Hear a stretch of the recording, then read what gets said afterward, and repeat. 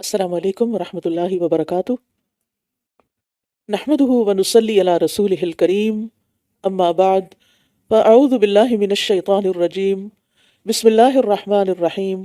رب اشرح لی صدری ویسر لی امری واحلل عقدۃ من لسانی یفقہوا قولی۔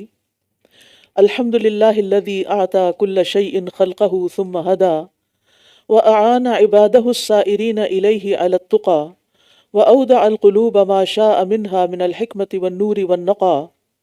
ہر قسم کی حمد اللہ کے لیے ہے جس نے ہر چیز کو پیدا کیا، پھر اس کو ہدایت بخشی، اور اس نے تقوی کے حاصل کرنے پر اپنے بندوں کی مدد کی، ان بندوں کی جو اللہ کی طرف سے گامزن ہیں، اور ان میں سے جن دلوں کو چاہا اللہ نے ان میں حکمت، نور اور خلوص ڈال دیا۔ اس پر اللہ کی تعریف۔ 24واں پارہ۔ فمن أظلم ممن كذب على الله وكذب بالصدق إذ جاءه أليس في جهنم مثوى للكافرين فمن أظلم ممن كذب على الله وكذب بالصدق إذ جاءه أليس في جهنم مثوى للكافرين۔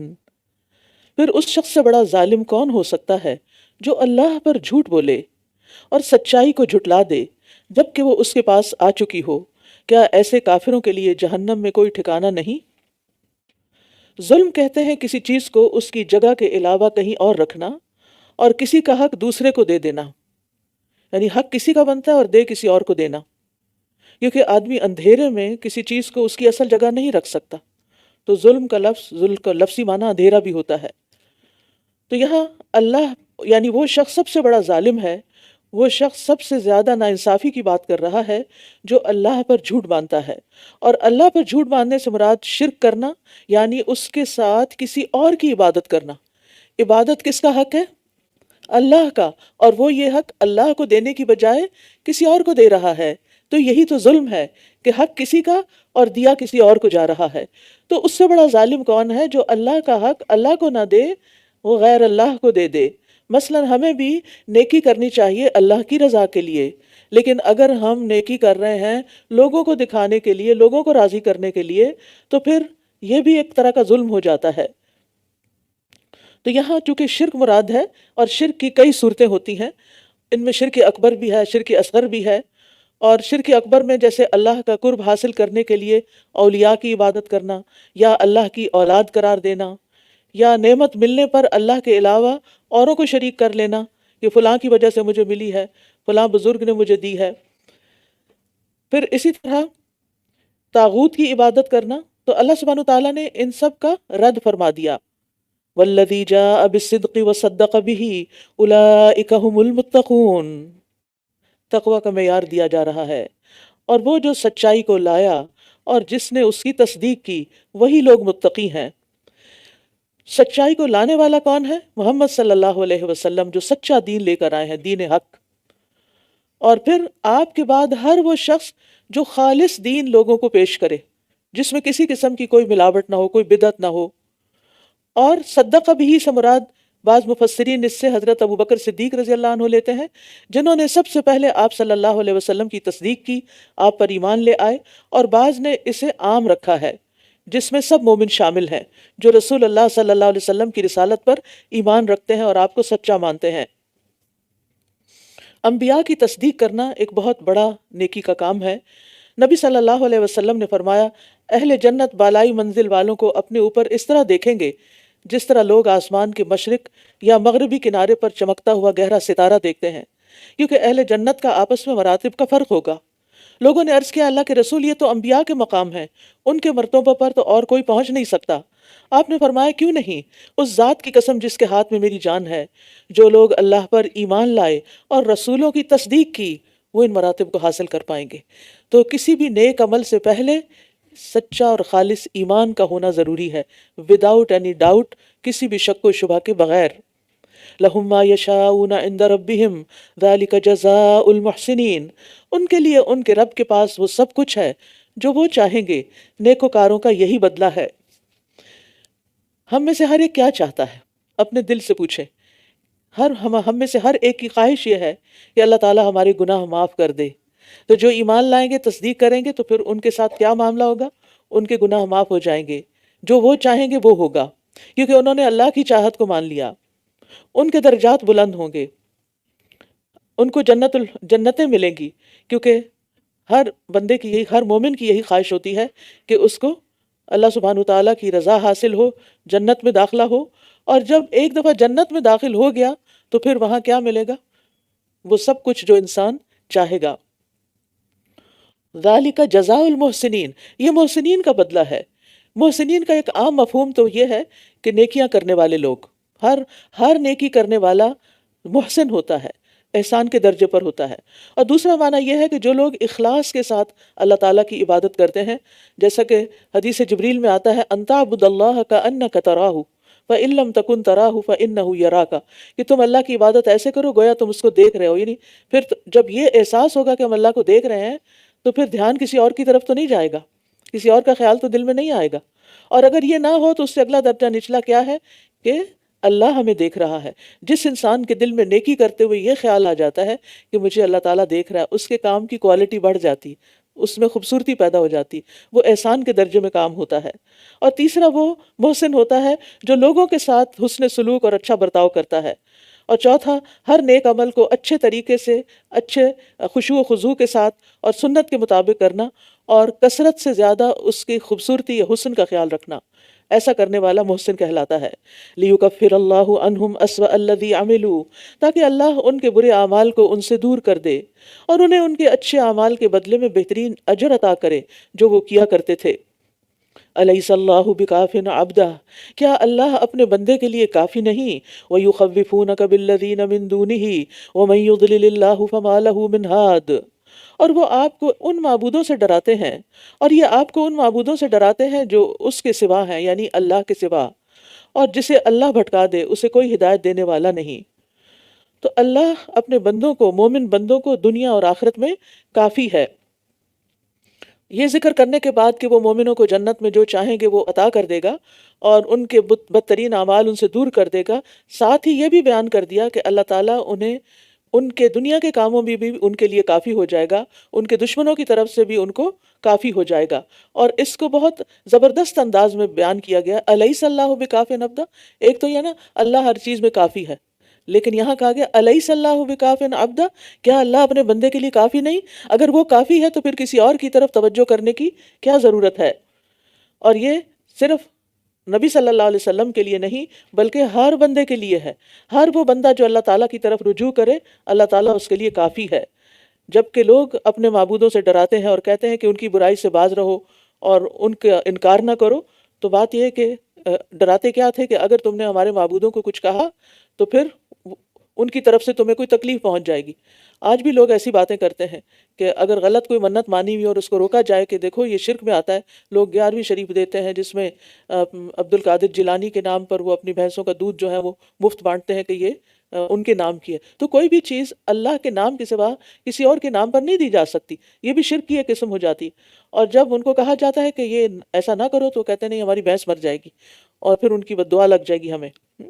تو الیس اللہ بکاف عبدہ، جو چیز غلط ہے وہ غلط ہے، جو شرک ہے وہ شرک ہے، اور اگر انسان اس کو نگیٹ کرتا ہے تو اس کو کوئی نقصان نہیں پہنچنے والا۔ لا الہ الا اللہ جو کامیابی کی کنجی ہے، اسی میں ہی سب کو نگیٹ کر دیا گیا ہے اللہ کے سوا۔ وَمَن يَهْدِ اللَّهُ فَمَا لَهُ مِن مُضِلٍّ، اور جسے اللہ ہدایت دے دے تو اسے کوئی بھٹکانے والا نہیں۔ کیا اللہ بہت زبردست انتقام لینے والا نہیں ہے؟ یعنی اللہ کے زبردست انتقام سے کوئی نہیں بچا سکتا، یعنی اللہ جس کو پکڑے اس کو کوئی پیر نہیں چھڑا سکتا۔ اور اگر آپ ان سے پوچھیں کہ آسمانوں اور زمین کو کس نے پیدا کیا ہے تو یقیناً یہ ضرور کہیں گے کہ اللہ نے۔ کہہ دیجئے کیا بھلا کبھی تم نے غور کیا کہ اللہ کے سوا جن معبودوں کو تم پکارتے ہو، اگر اللہ میرے ساتھ کسی نقصان کا ارادہ کرے تو کیا وہ سب اس نقصان کو دور کر سکتے ہیں؟ یا وہ میرے ساتھ کسی مہربانی کا ارادہ کرے تو کیا وہ سب اس کی رحمت کو روک سکتے ہیں؟ کہہ دیجئے مجھے اللہ کافی ہے۔ قل حسبی اللہ علیہ یتوکل المتوکلون، توکل کرنے والے اسی پر توکل کرتے ہیں۔ پھر وہی مضمون دہرایا جا رہا ہے ایک اور انداز میں کہ اگر اللہ کسی کو رحمت پہنچانا چاہے تو کوئی اس کو روک نہیں سکتا، اور اگر اللہ کسی کو نقصان دینا چاہے تو کوئی بچا نہیں سکتا۔ تو اصل بات یہ ہے کہ اہل ایمان صرف اللہ پر ہی بھروسہ کرتے ہیں، اس کے سوا کسی اور پر نہیں، کیونکہ نفع نقصان کا مالک صرف اللہ ہی ہے۔ نبی صلی اللہ علیہ وسلم نے فرمایا، جان رکھو اگر ساری امت مل کر بھی تمہیں نفع پہنچانا چاہے، اگر ساری امت مل کر بھی تمہیں کوئی نفع پہنچانا چاہے تو تمہیں نفع نہیں پہنچا سکتی سوائے اس کے جو اللہ نے تمہارے لیے لکھ دیا۔ وہاں سے اذن ہوگا تو کوئی انسان کام آئے گا، ورنہ اپنے قریب ترین بھی کوئی کام نہیں آ سکتا۔ اور اگر وہ سارے مل کر تمہیں نقصان پہنچانا چاہیں تو تمہیں نقصان نہیں پہنچا سکتے سوائے اس کے جو اللہ نے تمہارے مقدر میں لکھ دیا ہے، کیونکہ اللہ نے آزمانا ہے نا بندوں کو، اس لیے بندوں کے لیے نعمتوں کے ساتھ ساتھ کچھ آزمائشیں بھی لکھ دی گئی ہیں۔ کہہ دیجئے، اے میری قوم، تم اپنی جگہ پر عمل کرتے رہو، بے شک میں بھی عمل کر رہا ہوں، بس عنقریب تم جان لو گے کہ کون ہے جس کے پاس ایسا عذاب آئے گا جو اسے رسوا کر دے گا، اور کس پر دائمی عذاب اترے گا۔ یعنی اس سے واضح ہو جائے گا پھر کہ حق پر کون ہے اور باطل پر کون، جیسے پچھلی قوموں کے ساتھ ہو چکا کہ جو اہل حق تھے وہ بچا لیے گئے اور باقی قومیں، قوم نوح، قوم عاد، سمود، وہ برباد کر دی گئیں۔ اور یہاں عذاب سے مراد دنیا کا عذاب ہے، جیسے جنگ بدر میں ہوا، کافروں کے 70 آدمی قتل اور 70 قید ہوئے، اور فتح مکہ کے بعد پھر مسلمانوں کا ایک غلبہ ہو گیا، جس کے بعد کفار کے لیے، نبی صلی اللہ علیہ وسلم کے دشمنوں کے لیے پھر سوائے رسوائی کے کچھ نہ بچا۔ اور جو لوگ آپ کی مخالفت کرتے ہوئے دنیا سے گئے، ان کے لیے پھر آخرت کا بھی ہمیشہ کا جہنم کا رسوائی کا عذاب ہے۔ تو ہمیں دنیا اور آخرت میں رسوائی سے اور آخرت کے عذاب سے پناہ مانگنی چاہیے، دنیا میں رسوائی سے اور آخرت میں عذاب سے پناہ مانگنی چاہیے۔ اللہم احسن عاقبتنا فی الامور کلہا واجرنا من خزی الدنیا وعذاب الآخرہ، انا انزلنا علیک الکتاب للناس بالحق، بے شک ہم نے آپ پر یہ کتاب لوگوں کے لیے حق کے ساتھ نازل کی ہے۔ پھر جو ہدایت پا جائے تو اس کے اپنے ہی فائدے کے لیے ہے، اور جو کوئی بھٹک جائے تو بے شک اس کے بھٹکنے کا وبال اسی پر ہوگا، اور آپ ان پر ذمہ دار نہیں ہیں۔ کفار کا کفر پر اصرار نبی صلی اللہ علیہ وسلم کے لیے بڑا تکلیف دہ تھا، اور آپ چاہتے تھے کہ یہ لوگ کسی طرح مسلمان ہو جائیں، لیکن وہ اپنی پوری ہٹ درمی پر جمے ہوئے تھے۔ تو اس میں آپ صلی اللہ علیہ وسلم کو تسلی دی جا رہی ہے کہ آپ کا کام صرف اس کتاب کو بیان کر دینا ہے جو ہم نے آپ پہ نازل کی ہے۔ آپ کے ذمہ یہ نہیں کہ آپ انہیں زبردستی پکڑ کر ہدایت دیں، اگر وہ ہدایت پا لیں گے تو ان کا اپنا فائدہ، نہیں پائیں گے تو اپنا ہی نقصان کریں گے۔ اور پھر فرمایا وَمَا أَنْتَ عَلَيْهِمْ بِوَكِيلٍ، آپ ان پر وکیل یعنی مکلف نہیں، ذمہ دار نہیں، آپ ان کی ہدایت کے ذمہ دار نہیں۔ بات یہی ہے کہ انسان جو کچھ کرتا ہے اپنے ہی بھلے کے لیے کرتا ہے۔ فمن ابصر فلنفسه من عمل صالحا فلنفسه ومن شکر فانما یشکر لنفسه ومن تزکا فانما یتزکا لنفسه، تو انسان جو بھی نیکی کرتا ہے وہ اپنے لیے کرتا ہے، اور جو غلط کام کرتا ہے اس کا وبال بھی خود پر پڑتا ہے، گناہوں میں بھی اپنے آپ کو ہی ڈبوتا ہے۔ ومن یکسب اثما فانما یکسبه علی نفسه ومن یبخل فانما یبخل عن نفسه ومن نکث فانما ینکث علی نفسه۔ تو یہ بات ہم سب کو اچھی طرح ذہن نشین ہونی چاہیے کہ اگر ہم کوئی اچھا کام کریں گے، نیکی کا کام کریں گے، تو وہ ہم ہی کو فائدہ دے گا، اور اگر غلط کیا تو اس کا خمیازہ بھی خود ہی کو بھگتنا ہوگا۔ پھر انسان خود ڈیسائیڈ کر لے کہ اس کو کس طرف جانا ہے۔ اللہ یتوفی الانفس حین موتها والتی لم تمت فی منامها، اللہ جانوں کو ان کی موت کے وقت قبض کر لیتا ہے، یعنی وفات کے وقت روح قبض ہو جاتی ہے، اور ان جانوں کو بھی جو ابھی نہیں مری ان کی نیند میں، یعنی نیند کی حالت میں بھی ایک روح چلی جاتی ہے، بس وہ اس روح کو جس پر اس نے موت کا فیصلہ کیا ہو روک لیتا ہے، وہ واپس نہیں آ پاتی۔ ایک دفعہ جو دنیا سے چلا گیا بس ہمیشہ کے لیے چلا گیا، اور دوسری روحوں کو ایک وقت مقرر تک واپس بھیج دیتا ہے، یعنی جو نیند کی حالت میں انسان کی روح نکلتی ہے۔ بے شک اس میں یقیناً نشانیاں ہیں اس قوم کے لیے جو غور و فکر کرتی ہے۔ ہم نے کتنا غور و فکر کیا اس پر، لہٰذا کبھی اس سے کوئی عبرت ہی نہیں پکڑی۔ تو یاد رکھیے، نیند بھی موت کی طرح ہی ہے، نیند موت کی بہن ہے۔ نیند کی حالت میں روح کے معاملات کیا ہیں اللہ کے سوا کوئی نہیں جانتا۔ انسان سو رہا ہوتا ہے، اس کی نفس چل رہی ہوتی ہے، کھانا ہضم ہو رہا ہوتا ہے، سانس جاری ہوتا ہے، لیکن یہ کیسے ہوتا ہے اللہ ہی بہتر جانتا ہے۔ اور پھر یہ ہے کہ ہر روز انسان جیتا ہے اور مرتا ہے، صبح اٹھ کے ہم دعا کیا پڑھتے ہیں؟ الحمدللہ الذی احیانا بعد ما اماتنا، کہ ہمیں اللہ نے موت کے بعد زندگی دی، ہم اللہ ہی کے شکر گزار ہیں۔ تو یہاں نیند کو موت کہا گیا کیونکہ دونوں میں مشابہت ہے، اور نیند چونکہ موت کی ہی ایک قسم ہے، اس لیے حدیث میں آتا ہے کہ جنت والے نہیں سوئیں گے، ہر وقت انجوائے کریں گے بغیر کسی تھکاوٹ کے۔ دنیا میں تو اگر نیند پوری نہ ہوئی ہو، سارا دن دماغ پہ یہی چھایا رہتا ہے، آج میری نیند نہیں پوری ہوئی۔ تو اصل عبرت یا سبق نشانی کیا ہے کہ ہم ہر روز سوتے وقت اپنی موت کو یاد کر کے سوئیں، اور نیند کی طرف جاتے ہوئے سوچیں کہ معلوم نہیں کہ یہ روح واپس آتی ہے یا باقی بھی چلی جاتی ہے۔ اور سوتے وقت اللہ سے حفاظت کی دعا کرنی چاہیے، بسمک ربی وضعت جنبی وبک ارفعہ ان امسکت نفسی فرحمھا وان ارسلتھا فاحفظھا بما تحفظ بہ عبادک الصالحین۔ ام اتخذوا من دون اللہ شفعاء، کیا انہوں نے اللہ کے سوا سفارشی بنا رکھے ہیں؟ کہہ دیجئے کیا بھلا اگرچہ وہ کچھ بھی اختیار نہ رکھتے ہوں اور نہ ہی عقل رکھتے ہوں، یعنی یہ پتھر کے بتوں کے پاس کیا اختیار ہے، کون سی عقل ہے، پھر انہوں نے کیوں رب کا شریک بنایا ہوا ہے؟ یعنی نیند اور موت سے بھی تم اللہ کو نہیں پہچانتے اور پھر بھی دوسروں کی طرف رغبت رکھتے ہو۔ قل للہ الشفاعۃ جمیعا، کہہ دیجئے ساری شفاعت کا اختیار اللہ ہی کے لیے ہے، آسمانوں اور زمین کی بادشاہت بھی اسی کے لیے ہے، پھر اسی کی طرف تم لوٹائے جاؤ گے۔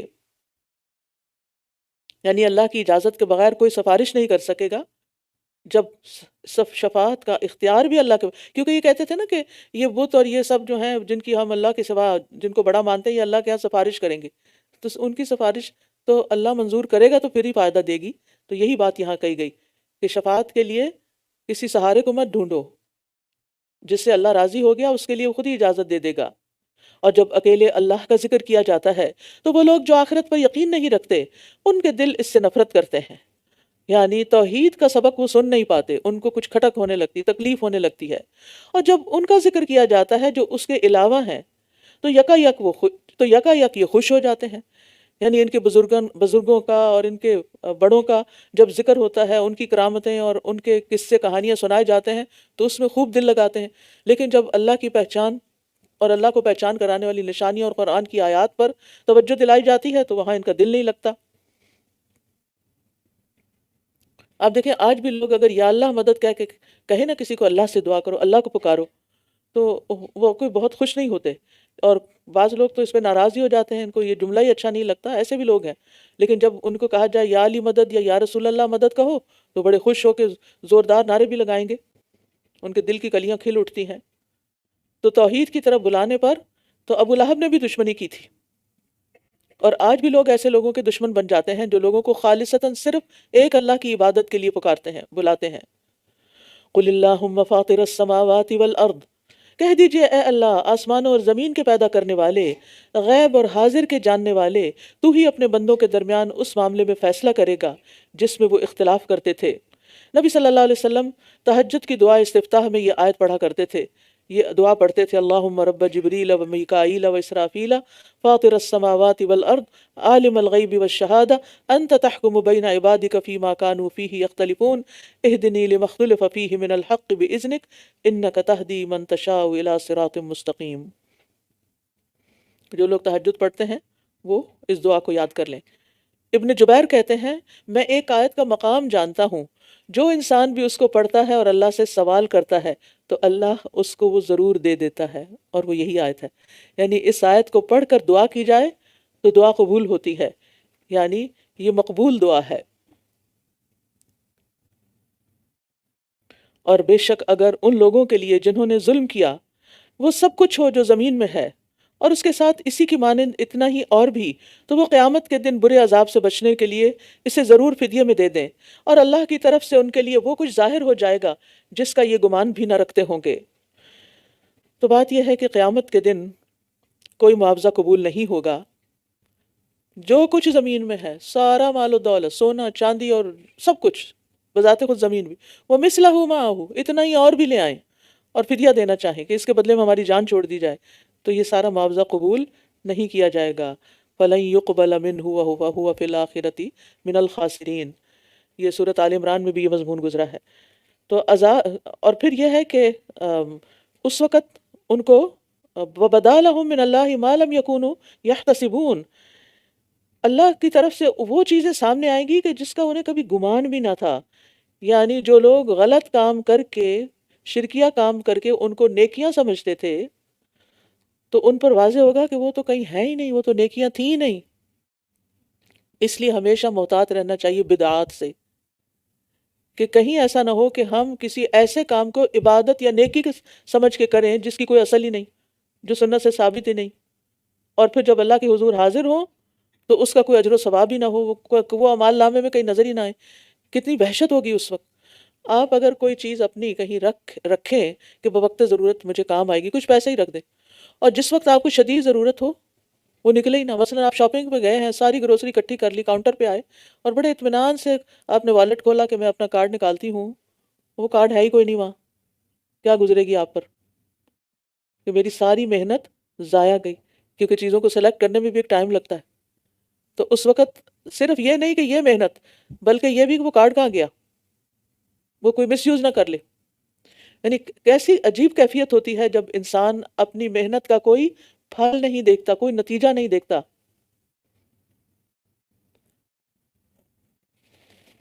اس لیے انسان کو صرف نیکی کرتے نہیں جانا چاہیے جو اس کے خیال میں نیکی ہے، بلکہ اس کی دلیل بھی معلوم ہونی چاہیے. اور اس دلیل کو معلوم کرنے کے لیے علم حاصل کرنا بڑا ضروری ہے، کیونکہ علم انسان کو صحیح اور غلط کا فرق بتاتا ہے. لیکن اسی میں ہم سب سے زیادہ کوتاہی کرتے ہیں. ہم دنیا کے سارے کاموں کے لیے وقت نکالتے ہیں، لیکن علم حاصل کرنے کے لیے اور باقاعدہ سیکھتے رہنے کے لیے ہمارے پاس وقت نہیں ہوتا. پھر اسی طرح یہاں ریاکاری کرنے والوں کے لیے بھی تنبیہ ہے، کیونکہ سفیان ثوری کہتے ہیں کہ ریاکاری کرنے والوں کے لیے تباہی ہے، ریاکاری کرنے والوں کے لیے تباہی ہے. اور یہ آیت ان کے بارے میں ہے. سلف صالحین اس آیت کی وجہ سے ڈرا کرتے تھے. اب اکرمہ بن عمار کہتے ہیں کہ محمد بن منقدر اپنی موت کے وقت زیادہ گھبرائے. ان سے کہا گیا یہ خوف اور گھبراہٹ کس لیے ہے؟ انہوں نے کہا اللہ کی کتاب میں ایک آیت ہے جس سے میں ڈرتا ہوں، وَبَدَا لَهُم مِّنَ اللَّهِ مَا لَمْ يَكُونُوا يَحْتَسِبُونَ. میں ڈرتا ہوں کہ میرے سامنے وہ کچھ نہ آ جائے جس کا مجھے گمان بھی نہ ہو. ہم اپنے بارے میں خوش فہمیوں کا شکار رہتے ہیں کہ ہم بڑے نیک کام کر رہے ہیں، بڑے تیر مار رہے ہیں، لیکن جب موت کا فرشتہ آئے گا تو ساری حقیقت کھل جائے گی. جب قبر میں دفنایا جائے گا تو ساری باتیں دھری رہ جائیں گی. وہاں تو صرف خالص نیت سے کیے ہوئے اصل اعمال، پیور چیزیں ہی کام آئیں گی. تو ہمیں اپنے نیکیوں پر بھروسہ نہیں کرنا چاہیے، کیونکہ بعض اوقات کیونکہ قیامت کے دن کوئی شخص آئے گا جس کی یہ امید ہوگی کہ وہ اپنی نیکیوں کے بلبوتے پہ نجات پا جائے گا، اور اس نے جن جن پر ظلم کیا ہوگا وہ آ کر اس کی نیکیاں لیتے رہیں گے حتیٰ کہ نیکیاں ختم ہو جائیں گی.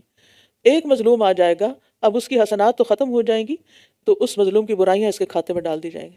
یہ شخص جو سمجھتا تھا کہ میں بڑا ہی نیک ہوں، لیکن اس کے ساتھ اس نے بڑے لوگوں پہ ظلم بھی ڈھائے، لوگوں کا حق مارا، لوگوں کو مس گائیڈ کیا، تو اب وہ آ جائیں گے اس کو پکڑنے کے لیے. تو اس لیے کبھی بھی نیکی کر کے بے فکر نہ ہو کہ بس یہ نجات کے لیے اتنا ہی کافی. وہ ایک عورت نے کتے کو پانی پلایا تھا تو اس کی بخشش ہوگی، تو میں نے تو اتنا بڑا کام کیا، میری کیوں نہیں ہوگی؟ شیطان ایسے دھوکے دیتا ہے انسان کو، اس سے بچنا چاہیے. وَبَدَا لَهُمْ سَيِّئَاتُ مَا كَسَبُوا وَحَاقَ بِهِم مَّا كَانُوا بِهِ يَسْتَهْزِئُونَ. اور جو اعمال انہوں نے کیے ہوں گے اس کی برائیاں ان کے لیے ظاہر ہو جائیں گی، اور جو اعمال انہوں نے کیے ہوں گے ان کی برائیاں ان کے لیے ظاہر ہو جائیں گی، اور وہ عذاب انہیں گھیر لے گا جس کا یہ مذاق اڑاتے تھے. یعنی گناہ اور نافرمانیاں سامنے آ جائیں گی. پھر جب انسان کو کوئی تکلیف پہنچتی ہے تو وہ ہمیں پکارتا ہے، پھر باقی معبود بھول جاتے ہیں. پھر جب ہم اپنے پاس سے اسے کوئی نعمت عطا کر دیتے ہیں تو یہ کہتا ہے بے شک میں یہ اپنے علم کی بنا پہ دیا گیا ہوں،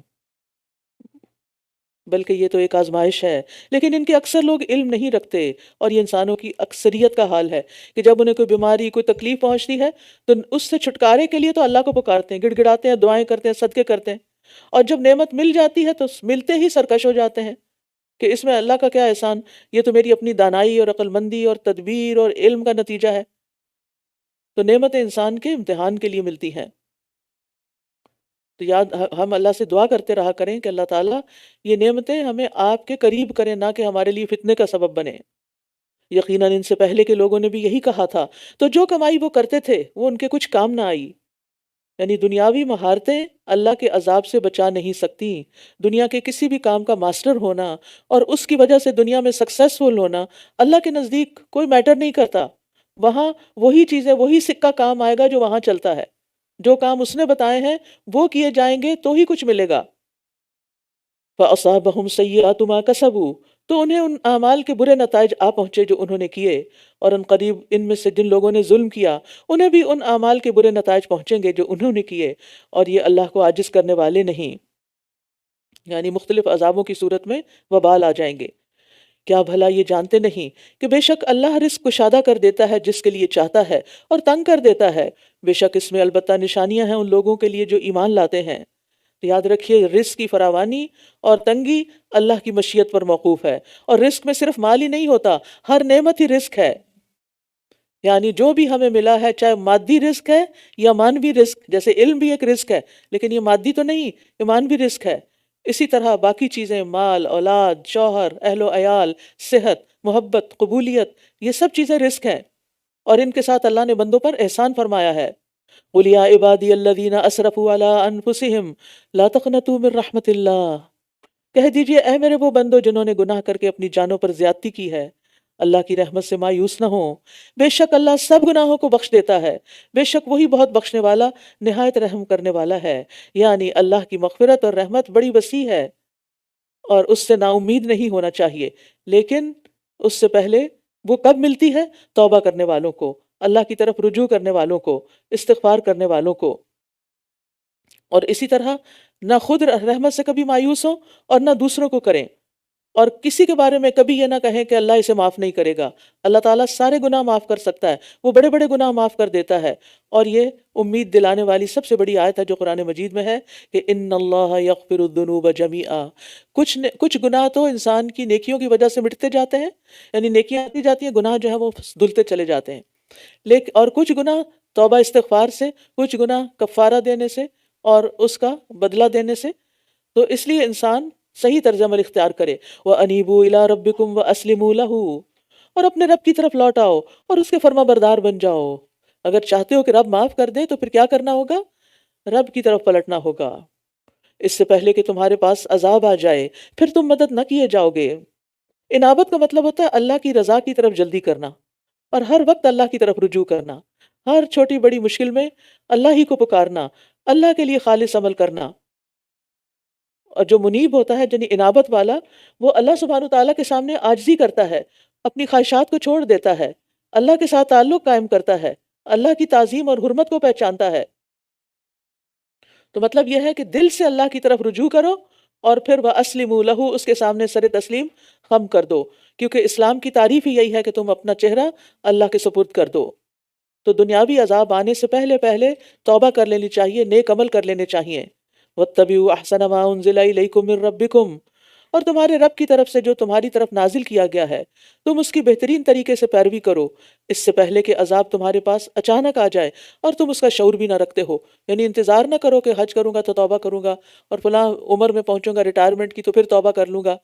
نہیں، کوئی پتہ نہیں کہ کس وقت پکڑ ہو جائے، اس لیے ساتھ کے ساتھ توبہ کرو، اور پھر وحی میں سے جو نازل کیا گیا ہے اس کی بہترین طریقے سے پیروی کرو۔ یہ نہ ہو کہ کوئی شخص کہے ہائے افسوس اس کوتاہی پر جو میں نے اللہ کے حق میں کی، پھر ریگریٹس نہ ہوں، اور بے شک میں تو یقیناً مذاق اڑانے والوں میں سے تھا۔ اللہ کے حق میں یعنی اللہ کے ذکر میں، قرآن اور اس پر عمل کرنے میں کوتاہی کی، دوسری چیزوں کو اس پر ترجیح دی اور چیزوں میں لگ گیا، تو قیامت کے دن انسان کو بہت حسرت ہوگی کسی ایسی مجلس پر جہاں وہ گیا بیٹھا اور اس میں اللہ کا ذکر ہی نہیں کیا اور ویسے ہی اٹھ کھڑا ہوا۔ اسی طرح جب رسول اللہ صلی اللہ علیہ وسلم کا نام لیا جائے اور لوگ درود نہ پڑھیں تو ان کے لیے بھی یہ بات قیامت کے دن باعث حسرت ہوگی۔ او تقول لو ان اللہ ہدانی لکنت من المتقین، یا وہ کہے کہ بے شک اللہ مجھے ہدایت دے دیتا تو میں بھی ضرور متقی لوگوں میں سے ہوتا۔ اب جب کوئی عذر بہانہ نہیں رہا تو پھر اللہ پہ جھوٹ باندھ دیا کہ اللہ ہی نے نہیں ہدایت دیتی، اللہ دیتا تو پھر میں بھی کچھ کر لیتا۔ کتنا لیم ایکسکیوز ہے یہ۔ اللہ نے ہم میں سے ہر ایک کو کام کرنے کی آزادی دی ہے، اب وہ دیکھ یہ رہا ہے کہ اس آزادی کو انسان کس میں استعمال کرتا ہے، کام کرنے میں یا نہ کرنے میں۔ یا جس وقت وہ عذاب دیکھے تو کہے کاش کہ اگر میرے لیے ایک بار پلٹنا ہوتا تو میں بھی نیکوکاروں میں سے ہو جاتا، کیوں نہیں، یقیناً میری آیات تیرے پاس آئی تھیں، بس تو نے انہیں جھٹلا دیا اور تکبر کیا اور تو کافروں میں سے ہو گیا۔ اور جن لوگوں نے اللہ پر جھوٹ باندھا آپ انہیں دیکھیں گے کہ قیامت کے دن ان کے چہرے سیاہ ہوں گے۔ کیا تکبر کرنے والوں کے لیے جہنم میں ٹھکانہ نہیں؟ تکبر کرنے والا جو ہے اس کا تکبر چہرہ بگڑنے سے ٹوٹتا ہے، تو اس لیے ان متکبرین کے چہرے بگاڑ دیے جائیں گے، کیونکہ آپ دیکھیں کہ انسان اپنے آپ کو ثابت کرنے کے لیے سب سے زیادہ کس چیز پہ توجہ دیتا ہے؟ اپنے چہرے پر، اور اسی کو سجاتا ہے، بناتا ہے، اور اس کے لیے کیا کچھ نہیں لوگ کرتے۔ تو اور پھر جب وہ چاہے آرٹیفیشل طریقے سے ہی دوسروں سے خوبصورت نظر آئے تو اس کے اندر ایک اکڑ سی پیدا ہو جاتی ہے۔ تو قیامت کے دن جو متکبرین ہوں گے ان کو ان کے چہروں کو ہی سیاہ کر دیا جائے گا، وجوہ مسودہ، کسی کو منہ دکھانے کے قابل نہیں رہیں گے۔ تو تکبر سے پناہ بھی مانگنی چاہیے، اور دعا بھی کرنی چاہیے کہ اللہ سبحانہ وتعالیٰ اس ذلت سے محفوظ رکھے۔ اور جن لوگوں نے تقوی اختیار کیا، اللہ انہیں ان کی کامیابی کے ساتھ نجات دے دے گا، انہیں کوئی تکلیف نہ پہنچے گی اور نہ ہی وہ غمگین ہوں گے۔ اللہ خالق کل شیء وہو علی کل شیء وکیل، اللہ ہر چیز کا خالق ہے اور وہ ہر چیز پر نگران ہے، یعنی اس نے دنیا کو پیدا کر کے چھوڑ نہیں دیا، بلکہ وہی ہر چیز کی خبرگیری اور نگہبانی کر رہا ہے۔ دنیا کی تمام چیزیں جس طرح اس کے پیدا کرنے سے وجود میں آئیں، اسی طرح ان چیزوں کو باقی رکھنے کے لیے بھی اسی کی طاقت چاہیے۔ اسی کی پرورش سے سب کچھ پھل پھول رہا ہے، اور اسی کی حفاظت و نگرانی میں سب کچھ کام کر رہا ہے۔ وَهُوَ عَلَىٰ كُلِّ شَيْءٍ وَكِيلٌ، کل شیء، ہر چیز، کچھ بھی ایکسیپشن نہیں۔ آسمانوں اور زمین کی کنجیاں اسی کے پاس ہیں، اور وہ لوگ جنہوں نے اللہ کی آیات کے ساتھ کفر کیا، وہی لوگ نقصان اٹھانے والے ہیں۔ کہہ دیجئے اے جاہلو، کیا پھر تم مجھے حکم دیتے ہو کہ میں غیر اللہ کی عبادت کروں؟ یعنی وہ جو ہر چیز پر وکیل ہے، نگران ہے، نگہبان ہے، اسے چھوڑ دوں اور کسی اور کی طرف متوجہ ہو جاؤں؟ اور یقیناً آپ کی طرف اور ان لوگوں کی طرف جو آپ سے پہلے تھے وہی کی گئی کہ اگر آپ نے شرک کیا تو یقیناً آپ کا سارا عمل ضرور ضائع ہو جائے گا، اور یقیناً آپ نقصان اٹھانے والوں میں سے ہو جائیں گے۔ اب خطاب بظاہر نبی صلی اللہ علیہ وسلم کو ہے، لیکن سمجھانا امت کو مقصود ہے کہ اگر شرک کیا اور موت شرک پہ آئی اور توبہ نہ کی تو پھر کیا ہوگا؟ تمام اعمال ضائع ہو جائیں گے۔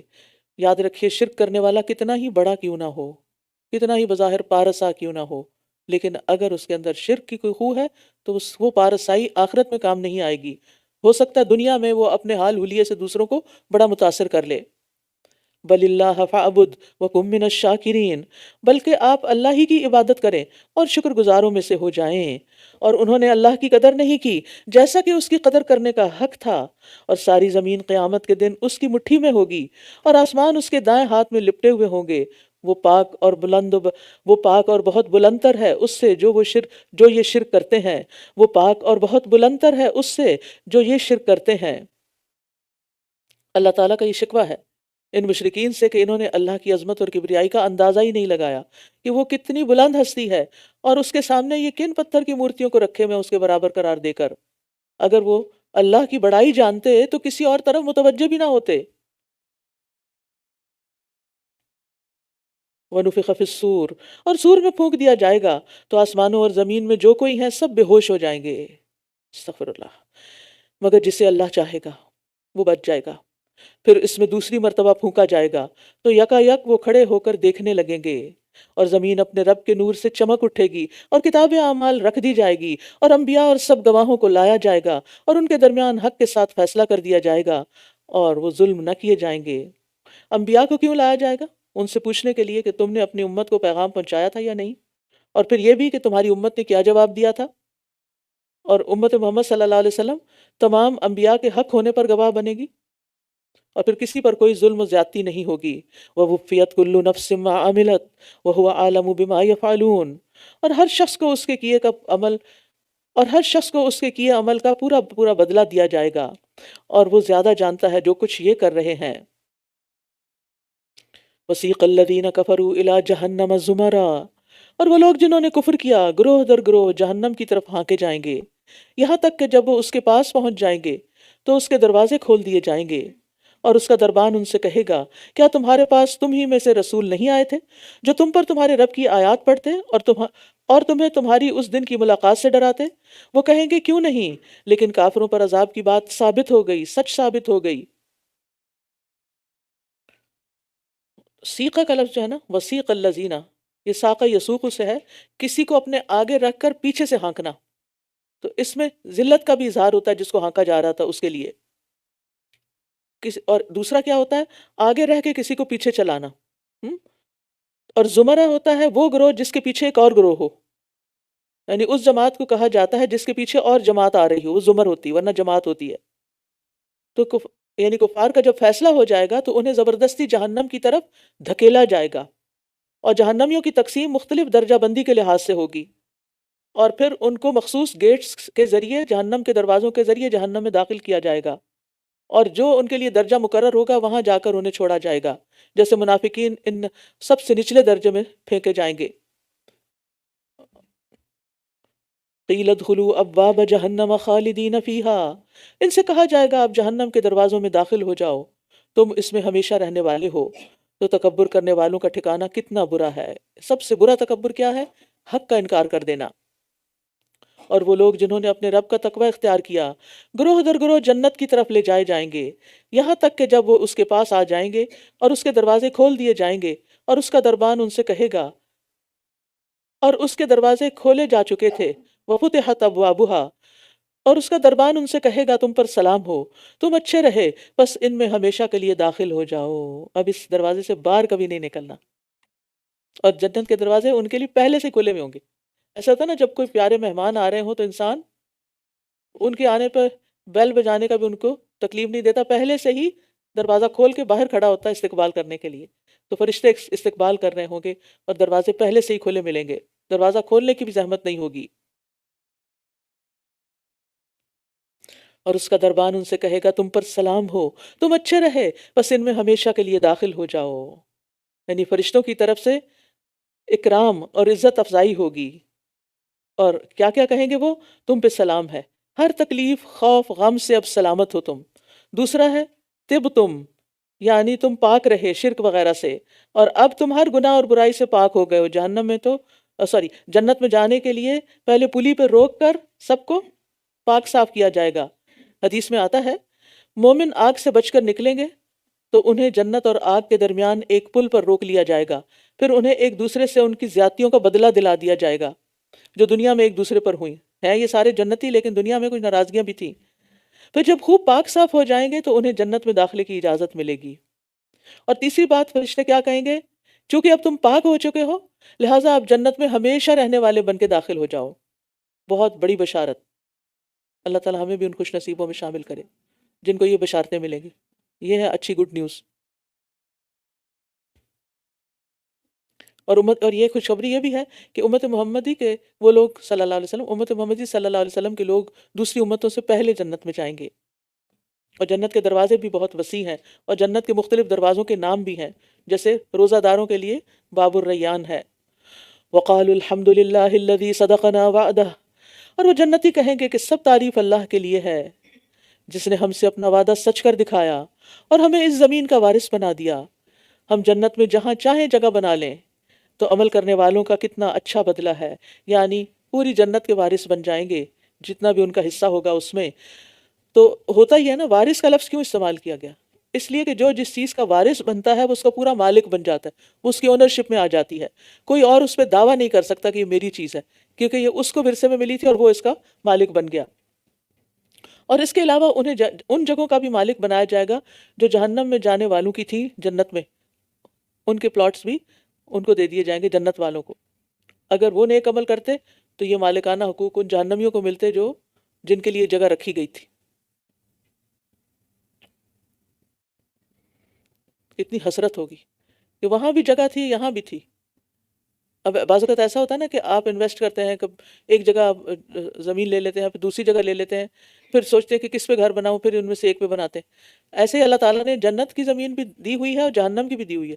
کچھ لوگ جہنم کی زمین کے لیے کام کرتے ہیں اور کچھ جنت کی زمین کے لیے تیاری کر رہے ہیں، اس کے لیے بنا رہے ہیں جو بناتے ہیں۔ ہم میں سے بھی ہر ایک کو سوچنا چاہیے کہ ہم اپنی کس زمین کو زیادہ چیرش کرتے ہیں اور اس کے لیے اس کی حفاظت میں لگے ہوئے ہیں۔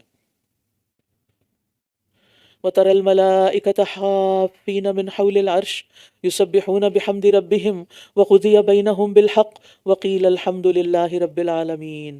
اور آپ دیکھیں گے کہ فرشتے عرش کے گرد گھیرا ڈالے ہوئے ہوں گے، اپنے رب کی حمد کے ساتھ تسبیح کر رہے ہوں گے، اور ان کے درمیان حق کے ساتھ فیصلہ کر دیا جائے گا، اور کہہ دیا جائے گا سب تعریفیں اللہ کے لیے ہیں جو تمام جہانوں کا رب ہے۔ یہ حمد کہنے والے کون ہوں گے؟ یہ سب کے سب، یہاں کسی کا نام نہیں لیا گیا، انسان، جن، فرشتے، باقی تمام چیزیں سب اللہ کی حمد کر رہی ہوں گی۔ لہٰذا دنیا میں بھی کثرت سے حمد کرنی چاہیے۔ سورۃ غافر بسم اللہ الرحمن الرحیم حمیم تنزیل الكتاب من اللہ العزیز العلیم.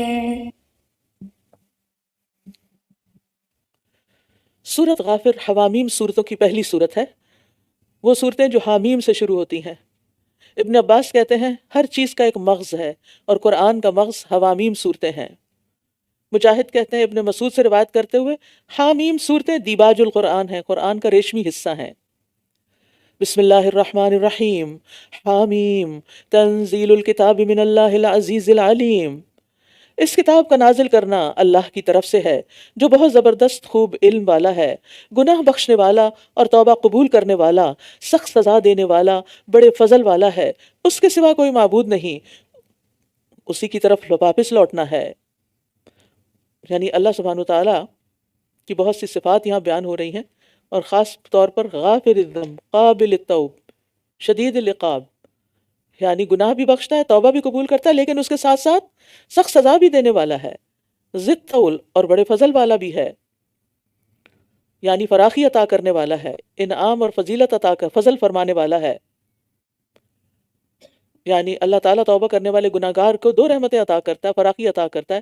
ایک تو توبہ قبول کر لیتا ہے، دوسرا اس توبہ کو اس کی نیکی بنا دیتا ہے، توبہ کرنے پر بھی اجر مل جاتا ہے. یعنی وہ شخص جس نے گناہ سے توبہ کی ہو اور ندامت ہو اس کو، وہ اس کا گناہ اس طرح مٹا دیا جاتا ہے کہ گویا اس نے کیا ہی نہیں تھا، اور یہ اللہ تعالیٰ کا فضل ہوتا ہے. اللہ کی آیات میں صرف وہی لوگ جھگڑا کرتے ہیں جنہوں نے کفر کیا، تو ان کا شہروں میں چلنا پھرنا آپ کو دھوکے میں نہ ڈالے. یعنی کفار کے لیے دنیاوی خوشحالی اللہ کی طرف سے مہلت ہے، ایسا نہیں کہ وہ اللہ کے پسندیدہ لوگ ہیں اس لیے ان کو یہ سب کچھ مل رہا ہے. ان سے پہلے قوم نوح نے جھٹلایا، اور ان کے بعد بھی کئی گروہوں نے، اور ہر امت نے ارادہ کیا کہ وہ اپنے رسول کو گرفتار کر لیں، اور انہوں نے باطل کے ساتھ جھگڑا کیا تاکہ اس کے ذریعے حق کو مٹا دیں، تو میں نے انہیں پکڑ لیا، پھر میری سزا کیسی سخت تھی. والاحزاب، احزاب حزب کی جمع ہوتی ہے، وہ جماعت جو اپنے عقیدے، عمل اور عادت میں ایک جیسی ہو. تو یہاں مطلب یہ ہے کہ اللہ کی آیات کو رد کرنے کے لیے جو لوگ بھی جھگڑ رہے ہیں انہیں پہلی قوموں کے انجام کو یاد رکھنا چاہیے، اور ان کی عادتیں بھی انہی جیسی ہیں. اور پچھلی قوموں میں عاد، سمود، اصحاب الایکہ، قوم لوط، آل فرعون، ان سب قوموں کے اندر شرک تھا، آخرت کا انکار تھا، اور یہ نبی کو ایک ہی طرح جھٹلا رہی تھی، نبی کی بات، اپنے نبی کی بات نہیں مانتی تھی.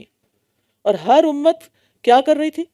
نبی کے اپنے رسول کے ساتھ برا سلوک کر رہی تھی اور اس کو قید کرنے کا ارادہ رکھتی تھی، حق کو غلط ثابت کرنے کی کوشش میں لگی ہوئی تھی. اور اسی طرح ان لوگوں پر جنہوں نے کفر کیا، آپ کے رب کی بات ثابت ہو گئی کہ بے شک وہ آگ کے ساتھی ہیں، کہ بے شک یہ آگ کے ساتھی ہیں. یعنی جس طرح پہلی قوموں پر تیرے رب کے عذاب آنے کی بات ثابت ہو چکی اور وہ برباد کر دی گئی، اسی طرح اب جو لوگ کفر کر رہے ہیں ان پر بھی تیرے رب کی بات ثابت ہو چکی ہے کہ وہ آگ میں جانے والے ہیں. الذین یحملون العرش ومن حولہ، وہ فرشتے جو عرش کو اٹھائے ہوئے ہیں اور جو اس کے ارد گرد ہیں، اپنے رب کی حمد کے ساتھ تسبیح کرتے ہیں، اور وہ اس پر ایمان رکھتے ہیں، اور ایمان والوں کے لیے بخشش کی دعائیں مانگتے ہیں. اتنا بڑا درجہ ہے ایمان کا. کیا کہتے ہیں؟ اے ہمارے رب، تو نے ہر چیز کو رحمت اور علم سے گھیر رکھا ہے، بس تو ان لوگوں کو بخش دے جنہوں نے توبہ کی اور تیرے راستے کی پیروی کی، اور انہیں جہنم کے عذاب سے بچا لے. کتنا پیار آتا ہے نا فرشتوں کا. ہم نے تو ان کے ساتھ کوئی احسان نہیں کیا. ہم نے کیا کیا؟ کبھی فرشتوں کے لیے کوئی دعا کی؟ کیا انہیں ضرورت ہی نہیں، بے نیاز ضرورت نہیں ہے ان چیزوں کی. لیکن انہیں ہمارے ایمان کی وجہ سے ہم سے محبت ہے. تو پھر آپس میں ایمان والوں کو ایک دوسرے کے ساتھ کیا کرنا چاہیے؟ فرشتے ایمان والوں سے محبت رکھتے ہیں، تو وہ کیسے ایمان والے ہیں جو آپس میں ایک دوسرے سے محبت نہیں رکھتے؟ یعنی دنیا میں کسی بھی جگہ کوئی بھی مومن ہو، اس کے ساتھ ایک دلی تعلق کس وجہ سے ہونا چاہیے؟ کس لیے اس کی خیر خواہی؟ کہ یہ ہم عقیدہ ہے، یہ ایمان میں ہمارا ساتھی ہے. اور صحابہ کرام سے ہم کیوں محبت کرتے ہیں؟ ان کے ایمان کے بلندیوں کی وجہ سے. اور عام فرشتوں سے بڑھ کر عرش اٹھانے والوں کی ایمان والوں سے ہمدردی ہے. کتنی بڑی فضیلت ہے، اللہ اکبر. جو کوئی مسلمان ہونا چاہے نا اس کو یہ آیت سنائے کہ ایمان لانے کی کا کتنا بڑا درجہ ہے. ہم لوگوں کی منتیں کرتے ہیں ہمارے لیے دعا کریں. وہ عرش اٹھائے ہوئے فرشتے جو اللہ تعالیٰ کے قریب ترین ہیں وہ دعائیں کرتے ہیں. اور آپ کو معلوم ہے کہ حاملین عرش جو فرشتے ہیں ان میں سے ایک کے بارے میں آپ نے بتایا کہ اس کے کانوں کی لو سے کندھے تک کا بس یہ جو حصہ ہے اتنا، گویا گردن جو ہے اس 700 سال کی مسافت جتنی، یعنی اتنے ہی جتنے بڑے ہیں۔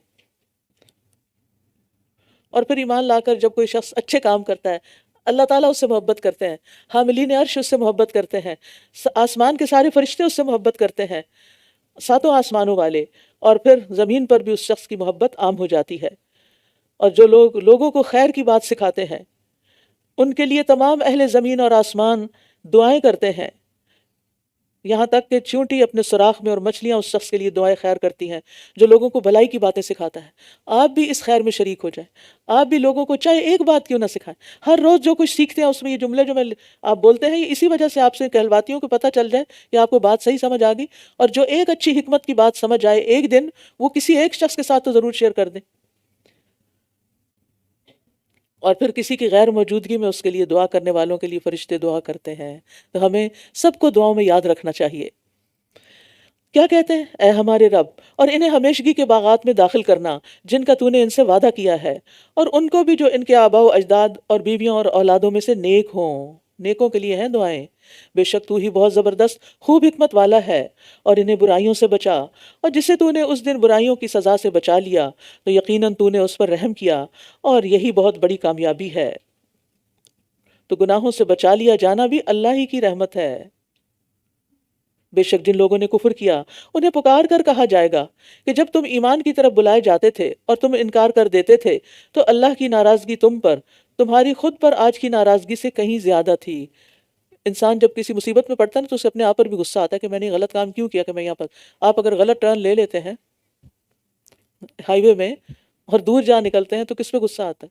اپنے آپ پہ آتا ہے نا۔ تو اسی کو فیل کرتے ہوئے امیجن کریں کہ قیامت کے دن جب لوگوں کو اپنے گناہوں پہ غصہ آئے گا تو انہیں بتایا جائے گا کہ جب تم یہ گناہ کرتے تھے نا تو اللہ تعالیٰ کو تم پر اس سے زیادہ غصہ آتا تھا۔ وہ کہیں گے اے ہمارے رب، تو نے ہمیں 2 بار موت دی اور 2 بار زندگی بخشی، تو اب ہم نے اپنے گناہوں کا اعتراف کر لیا، تو کیا اب نکلنے کا کوئی راستہ ہے؟ لیکن وہاں جا کر تو اب سارے راستے بند ہیں۔ یہ اس لیے ہوا کہ جب اکیلے اللہ کو پکارا جاتا تو تم انکار کر دیتے، اور اگر اس کے ساتھ کسی کو شریک کیا جاتا تو تم مان جاتے تھے۔ بس فیصلہ تو اللہ ہی کے اختیار میں ہے جو بہت بلند بہت بڑا ہے، العلی، تمام مخلوقات پر ذات کے لحاظ سے بھی ہر چیز سے بلند ہے اور صفات کے لحاظ سے بھی۔ وَلَهُ الْمَثَلُ الْأَعْلَى فِي السَّمَاوَاتِ وَالْأَرْضِ، اس کی تو شان ہی بلند ہے۔ الکبیر، جو اپنے اسماء اور صفات اور افعال میں عظمت و بزرگی کا مالک ہے، جو ہر آفت اور عیب اور نقص سے پاک ہے۔ عظیم الشان، کائنات کی بڑی سے بڑی چیز اس کے آگے ہیچ ہے، چھوٹی ہے، ہر طرح کی بڑائی اور بزرگی کا اسی کو حق ہے۔ وہی ہے جو تمہیں اپنی نشانیاں دکھاتا ہے اور تمہارے لیے آسمان سے رزق اتارتا ہے، اور نصیحت تو وہی حاصل کرتا ہے جو رجوع کرتا ہو، یعنی اللہ کی طرف رجوع کرنا رزق کی کثرت کا سبب بنتا ہے۔ فَادْعُوا اللَّهَ مُخْلِصِينَ لَهُ الدِّينَ وَلَوْ كَرِهَ الْكَافِرُونَ، بس تم اللہ کو پکارو دین کو اسی کے لیے خالص کرتے ہوئے اگرچہ کافر ناپسند کرتے ہوں۔ دوسروں کو نہ بھی اچھا لگے تو بھی دین کو صرف اللہ ہی کے لیے اپنے اوپر نافذ کرو اور اللہ کو پکارو۔ وہ بلند درجوں والا عرش کا مالک ہے، اپنے بندوں میں سے جس پر چاہتا ہے اپنے حکم سے وہی القاء کرتا ہے تاکہ وہ انہیں ملاقات کے دن سے خبردار کرے۔ تو یاد رکھیے اللہ سبحانہ وتعالیٰ کو ہر اعتبار سے بلندی حاصل ہے، ذات کے اعتبار سے، صفات کے اعتبار سے، قدرت کے اعتبار سے، قہر اور غلبے کے اعتبار سے وہ اپنی مخلوق سے بلند اور اونچا ہے۔ اور پھر رفیع الدرجات یعنی بلند درجوں والا، عرش کا مالک ہے وہ بغیر کسی کی شراکت کے، اور اس کو کوئی انہیرٹ کرنے والا نہیں ہے۔ دنیا میں تو کسی کا تخت ہوتا ہے تو دوسرے لوگ اس انتظار میں ہوتے ہیں کہ یہ کب مرے گا تو ہم اس کا لیں گے، تو اس کے عرش پر کوئی اور نہیں جا سکتا۔ اور پھر وہی اتارتا ہے، اور کس لیے اتارتا ہے؟ تاکہ یوم الطلاق سے ڈرایا جائے، یعنی قیامت کا دن ہے، یوم الطلاق سے مراد قیامت کا دن ہے جس میں جانیں جسموں کے ساتھ ملیں گی، سب لوگ ایک دوسرے سے ملیں گے، ہر عمل کرنے والا اپنے عمل کی جزا سے ملے گا، ظالم مظلوم ملے گا، آسمان والے فرشتے زمین کے انسانوں سے ملیں گے، مخلوق خالق سے ملے گی جو ان کا حساب لے گا۔ تو اس لیے اس کو یوم الطلاق کہا گیا ہے، ملاقات کا دن، جس دن وہ سب ظاہر ہو جائیں گے، ان کی کوئی چیز اللہ پر پوشیدہ نہ رہے گی۔ آج ساری بادشاہت کس کے لیے ہے؟ آج ساری بادشاہت کس کی ہے؟ اللہ ہی کی جو اکیلا اور زبردست ہے۔ یعنی دنیا میں تکبر کرنے والے اور اپنی بڑائی کا ڈنڈورا پیٹنے والے کہاں گئے؟ آج ہر شخص کو اس کی کمائی کا بدلہ دیا جائے گا جو اس نے کی تھی۔ آج کسی پر کوئی ظلم نہ ہوگا، بے شک اللہ جلد حساب لینے والا ہے۔ کسی کا ثواب کم نہ ہوگا، نہ اس کے گناہوں سے بڑھ کر اس کو عذاب دیا جائے گا، اور تمام انسانوں سے اللہ ایسے حساب لے گا جیسے ایک انسان سے حساب لیتا ہے، سریع الحساب۔ اور آپ انہیں اس دن سے ڈرائیے جو قریب آ لگا ہے، جب دل حلق تک غم سے بھرے ہوئے ہوں گے۔ ظالموں کے لیے کوئی دلی دوست اور سفارشی نہ ہوگا کہ جس کی بات مانی جائے۔ وہ آنکھوں کی خیانت کو جانتا ہے اور اسے بھی جو کچھ سینے چھپاتے ہیں۔ آنکھوں کی خیانت کیا ہے؟ آنکھوں سے اشارے کرنا، اشاروں میں باتیں کرنا کسی کے خلاف، ہنسنا، مذاق اڑانا۔ کچھ لوگوں کی عادت ہوتی ہے، یعنی کوئی محفل میں بیٹھے ہوتے ہیں تو کسی کی بات اچھی نہیں لگتی یا کسی پہ ہنسنا ہوتا ہے، اس کو حقیر کرنا ہوتا ہے، تو دوسروں کو دیکھ کے آنکھوں میں ہی دیکھو کہ کیا کہہ رہا ہے یہ۔ پھر ایک نگاہ کے بعد دوسری نگاہ ڈالنا، نظریں چرا کے دیکھنا، استغفر اللہ، اس چیز کی طرف دیکھنا جس سے اللہ نے منع کیا ہے۔ اور کسی انسان کا یہ کہنا کہ اس نے نہیں دیکھا حالانکہ اس نے دیکھا ہوتا ہے، یہ بھی خیانت ہے۔ یا وہ کہتا ہے میں نے دیکھا حالانکہ دیکھا نہیں ہوتا۔ تو حرام چیزوں سے اپنے دل اور نگاہوں کی حفاظت کرنی ہے، اور اللہ حق کے ساتھ فیصلہ کرتا ہے، اور اس کے سوا جنہیں وہ پکارتے ہیں وہ کسی چیز کا فیصلہ نہیں کر سکتے۔ بے شک اللہ ہی خوب سننے والا، خوب دیکھنے والا ہے۔ کیا یہ لوگ زمین میں چلے پھرے نہیں کہ دیکھتے ان سے پہلے لوگوں کا انجام کس طرح ہوا؟ وہ قوت میں اور زمین میں آثار کے اعتبار سے ان سے زیادہ سخت تھے، پھر اللہ نے ان کے گناہوں کی وجہ سے انہیں پکڑ لیا، اور ان کو اللہ سے بچانے والا کوئی نہ تھا۔ یہ اس لیے کہ ان کے رسول ان کے پاس واضح دلائل لے کر آتے رہے، مگر انہوں نے ماننے سے انکار کر دیا، بس اللہ نے ان کو پکڑ لیا۔ بے شک وہ بہت قوت والا، سخت سزا دینے والا ہے۔ اور یقیناً ہم نے موسیٰ کو اپنی نشانیوں اور واضح دلیل کے ساتھ بھیجا فرعون، حامان اور قارون کی طرف، تو وہ کہنے لگے یہ تو جادوگر ہے، بہت جھوٹا ہے۔ اب آپ دیکھیے یہ جو تین لوگوں کا امتزاج ہے نا یہاں، فرعون اور حامان تو کافر قوم سے تھے، لیکن قارون تو مسلمان تھا نا، تو پھر قارون کو ان کے ساتھ کیوں ملا دیا گیا؟ ذرا غور کیجئے، قارون کا ذکر انہی کے ساتھ کیوں آ رہا ہے؟ کیونکہ انہی کی ہاں میں ہاں ملاتا تھا، انہی کے ساتھ اٹھتا بیٹھتا تھا، ان کی صحبت کی وجہ سے، ان کے کاموں میں شرکت کی وجہ سے، پھر انہی جیسی بولی بھی بولنے لگ گیا۔ تو انسان جن کے ساتھ اٹھتا بیٹھتا ہے، جن کے ساتھ وہ رہتا ہے، وہ انہی کا عکس ہوتا ہے، اور انہی کے ساتھ اٹھایا جائے گا پھر قیامت کے دن۔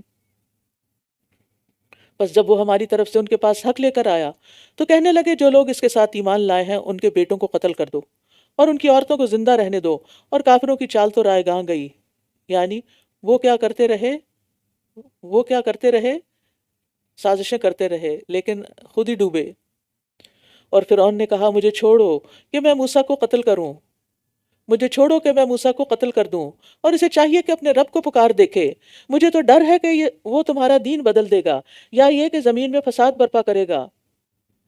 اور موسیٰ نے کہا بے شک میں اپنے اور تمہارے رب کی پناہ لیتا ہوں ہر اس تکبر کرنے والے سے جو حساب کے دن پر ایمان نہیں رکھتا۔ یہ ہوتی ہے اللہ کے بندوں کی روش کہ اللہ کے بندے دشمنوں سے بچنے کے لیے اللہ کی پناہ طلب کرتے ہیں۔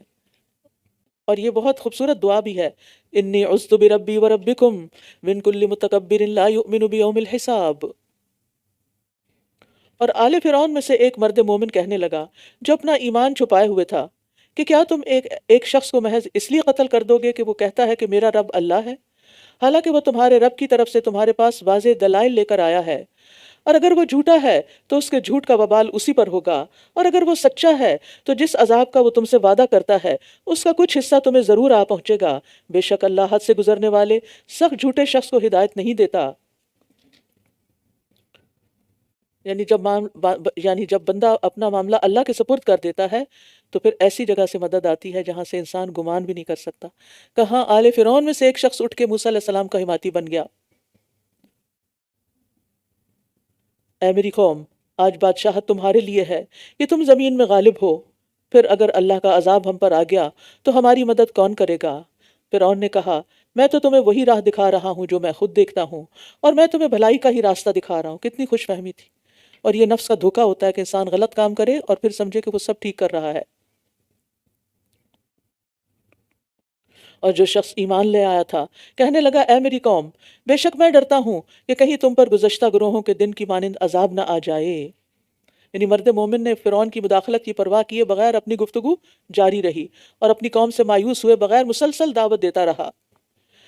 مثل دأب قوم نوح و عاد و سمود، قوم نوح اور عاد اور سمود کی حالت کی مانند، اور وہ جو ان کے بعد تھے، اور اللہ بندوں پر ظلم نہیں کرنا چاہتا۔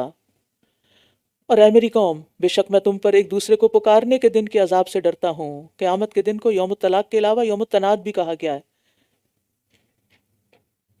کیونکہ لوگوں کو پکارا بھی جائے گا ان کے اعمال کے اعتبار سے۔ اہل جنت کو اے جنتیوں کہا جائے گا، اہل جہنم کو اے جہنمیوں کہا جائے گا۔ جس دن تم پیٹ پھیر کر بھاگو گے، تمہیں اللہ سے بچانے والا کوئی نہ ہوگا، اور جسے اللہ بھٹکا دے تو اسے کوئی راہ دکھانے والا نہیں۔ اور بلا شبہ اس سے پہلے یوسف تمہارے پاس واضح دلائل لے کر آیا تھا، تو تم اس کے بارے میں مسلسل شک میں ہی رہے جو وہ تمہارے پاس لایا تھا، یہاں تک کہ جب وہ فوت ہو گیا تو تم نے کہا کہ اب اس کے بعد اللہ ہرگز کوئی رسول نہ بھیجے گا، کہ اس کے بعد اب اللہ ہرگز کوئی رسول نہ بھیجے گا۔ اسی طرح اللہ ہر اس شخص کو بھٹکا دیتا ہے جو حد سے بڑھنے والا، شک کرنے والا ہو۔ تو اس سے پتہ چلتا ہے کہ مصر کی زمین میں یوسف علیہ السلام بھی واضح دلائل لے کر آئے تھے، اور انہوں نے لوگوں کو ایمان کی دعوت دی تھی۔ وہ لوگ جو اللہ کی آیات میں جھگڑتے ہیں بغیر کسی دلیل کے، جو ان کے پاس آئی ہو، اللہ کے نزدیک اور ایمان لانے والوں کے نزدیک بڑی ناراضگی کی بات ہے۔ اللہ اسی طرح ہر متکبر اور سرکش کے دل پر مہر لگا دیتا ہے۔ اور فرعون نے کہا، اے حامان، میرے لیے ایک بلند عمارت بناؤ تاکہ میں راستوں تک پہنچوں، آسمانوں کے راستوں تک، پھر میں موسیٰ کے معبود کو جھانک کر دیکھوں، اور بے شک میں تو اسے جھوٹا سمجھتا ہوں۔ اور اس طرح فرعون کے لیے اس کا برا عمل خوبصورت بنا دیا گیا، اور وہ سیدھے راستے سے روک دیا گیا، اور فرعون کی چال تو بس ہلاکت ہی میں تھی۔ تباہی کی ابتدا یہ ہوتی ہے کہ انسان اپنے برے اعمال کو اچھا سمجھنے لگے۔ جب برائی اچھی لگنے لگتی ہے اپنی، تو پھر انسان اس میں آگے بڑھتا جاتا ہے۔ اور جو شخص ایمان لایا تھا کہنے لگا، اے میری قوم میری پیروی کرو، میں تمہیں بھلائی کا راستہ دکھاؤں گا۔ اے میری قوم، بے شک یہ دنیا کی زندگی تو بس تھوڑا سا فائدہ ہے، اور بے شک آخرت ہی قیام کی جگہ ہے، یعنی دنیا کی زندگی بس چند روزہ ہے۔ جس نے کوئی برا عمل کیا تو وہ اسی کی مانند بدلہ دیا جائے گا، اور جس نے کوئی نیک عمل کیا، خواہ وہ مرد ہو یا عورت، جبکہ وہ مومن ہو، تو یہی لوگ جنت میں داخل ہوں گے، جس میں وہ بے حساب رزق دیے جائیں گے۔ اور اے میری قوم، کیا ہے مجھے کہ میں تمہیں نجات کی طرف بلا رہا ہوں اور تم مجھے آگ کی طرف بلا رہے ہو؟ کتنا زبردست قول ہے یہ، کہ میں تمہاری خیر خواہی کر رہا ہوں، تم سمجھ ہی نہیں رہے، اور تم مجھے اپنی طرف کھینچ رہے ہو۔ تم مجھے بلا رہے ہو کہ میں اللہ کے ساتھ کفر کروں اور اس کے ساتھ اسے شریک ٹھہراؤں جس کا مجھے کوئی علم نہیں، اور میں تمہیں بہت زبردست، بہت بخشنے والے کی طرف بلا رہا ہوں۔ یعنی دیکھو تم کس کی طرف بلا رہے ہو اور میں کس کی طرف بلا رہا ہوں۔ عقل کے نوخن لوگ، جس کی طرف تم مجھے بلا رہے ہو، کوئی شک نہیں کہ اس کو پکارنا نہ دنیا میں فائدہ مند ہے اور نہ ہی آخرت میں، اور بے شک ہمارا پلٹنا اللہ کی طرف ہے، اور بے شک حد سے بڑھنے والے ہی دراصل آگ کے ساتھی ہیں۔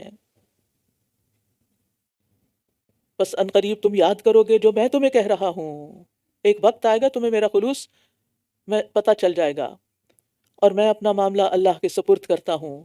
وَأُفَوِّضُ أَمْرِي إِلَى اللَّهِ إِنَّ اللَّهَ بَصِيرٌ بِالْعِبَادِ، بے شک اللہ بندوں کو خوب دیکھنے والا ہے۔ مرد مومن کو اللہ کی ذات پر پورا یقین تھا، اس لیے اس نے اپنا معاملہ اللہ کے سپرد کر دیا، اور ظاہری اسباب کے ختم ہونے کے باوجود بھی اللہ کی ذات پر پورا بھروسہ۔ فَوَقَاهُ اللَّهُ سَيِّئَاتِ مَا مَكَرُوا وَحَاقَ بِآلِ فِرْعَوْنَ سُوءُ الْعَذَابِ، بس اللہ نے اسے تو ان چالوں کے شر سے بچا لیا جو انہوں نے چلی تھیں، اور آل فرعون کو برے عذاب نے گھیر لیا۔ اللہ اکبر، استغفر اللہ۔ یعنی اللہ نے اس مرد مومن نے بھی اپنا معاملہ کس کے سپرد کیا؟ اللہ کے۔ جو چیز اللہ کے سپرد کر دی جاتی ہے نا، پھر اس سے بڑھ کے کوئی حفاظت کرنے والا نہیں۔ تو اللہ تعالیٰ نے فرعون کی چالوں سے اس شخص کو بچا لیا، ورنہ اتنے بھرے دربار میں اٹھ کر سب بڑوں کو حق بات بتانا کوئی آسان کام تھا؟ اللہ نے کیسے ہمت دی، جرت دی، اور پھر اللہ نے بچا بھی لیا۔ تو انسان کو اپنا معاملہ اللہ ہی کے سپرد کر دینا چاہیے، پھر اللہ کا کام ہے جسے چاہے بچائے۔ اور چالیں چلنے والوں کے ساتھ کیا ہوا؟ آل فرعون کو دنیا اور آخرت کے دوہرے عذاب نے گھیر لیا۔ النار، وہ آگ ہے، یعرضون علیہا غدوا وعشیا، جس پر وہ صبح شام پیش کیے جاتے ہیں، اور جس دن قیامت قائم ہوگی حکم ہوگا آل فرعون کو شدید ترین عذاب میں داخل کرو۔ سمندر میں غرق کیے گئے، سمندر میں ڈوبنے کے بعد دو طرح کے بدترین عذاب۔ وہ کیسے؟ یعنی پانی میں ڈوبے، آگ کہاں سے آ گئی؟ ان کے جسم کہاں چلے گئے؟ پانی کے اندر ہی۔ صرف فرعون کی لاش ملی تھی، سب کی تھوڑی، تو پورا لشکر تھا، پوری قوم اٹھ کے آ گئی تھی پیچھے۔ اپنے قائد کے جو انہیں ہلاکت کی طرف لے جا رہا تھا. یہ سمندر ہی ان کی قبر بن گیا. یہاں سے قبر کے عذاب کا ثبوت ملتا ہے. یہ آیت ہمیشہ یاد رکھیے کہ برزخ میں بھی سزا ہے.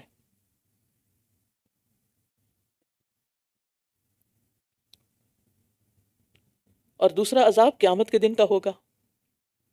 اور صبح شام سے مراد صبح اور پھر شام، صبح اور شام یعنی سارا وقت. نبی صلی اللہ علیہ وسلم جب معراج پہ تشریف لے گئے تھے تو آپ کو فرعونیوں کا یہ لشکر آگ کی طرف جاتا ہوا دکھائی دیا تھا. اور جب وہ آگ میں باہم جھگڑا کریں گے تو کمزور لوگ ان سے کہیں گے جو بڑے بنے ہوئے تھے کہ بے شک ہم تو تمہارے ہی تابع تھے، تو کیا تم آگ کا کچھ حصہ ہم سے دور کر سکتے ہو؟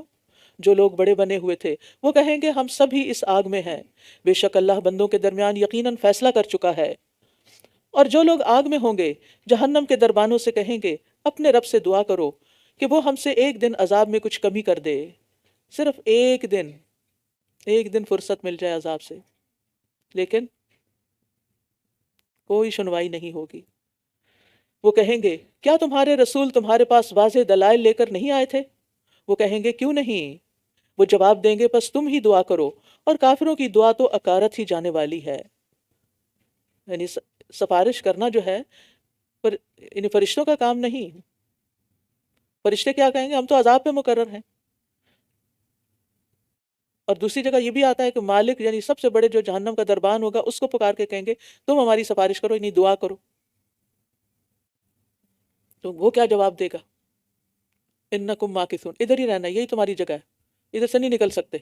یعنی کوئی ان کی فریاد ہی نہیں سنے گا، کوئی ان کی آہ پکار ہی نہیں سنے گا. اور وہ اللہ تعالیٰ سے بھی جہنم سے نکلنے کی دعا کریں گے، ربنا اخرجنا منہا فإن عدنا فإنا ظالمون، ان عدنا فإنا ظالمون، فإن عدنا إنا ظالمون. تو اگر ہم پھر ایسا کریں تو ہم ظالم ہوں گے. لیکن اللہ سبحانہ وتعالیٰ کیا فرمائیں؟ قال اخسؤوا فیہا ولا تکلمون، اسی میں دھتکارے ہوئے پڑے رہو، مجھ سے بات بھی نہ کرو، یہاں سے کوئی نہیں نکل سکتا. تو پھر اس وقت کیا حال ہوگا؟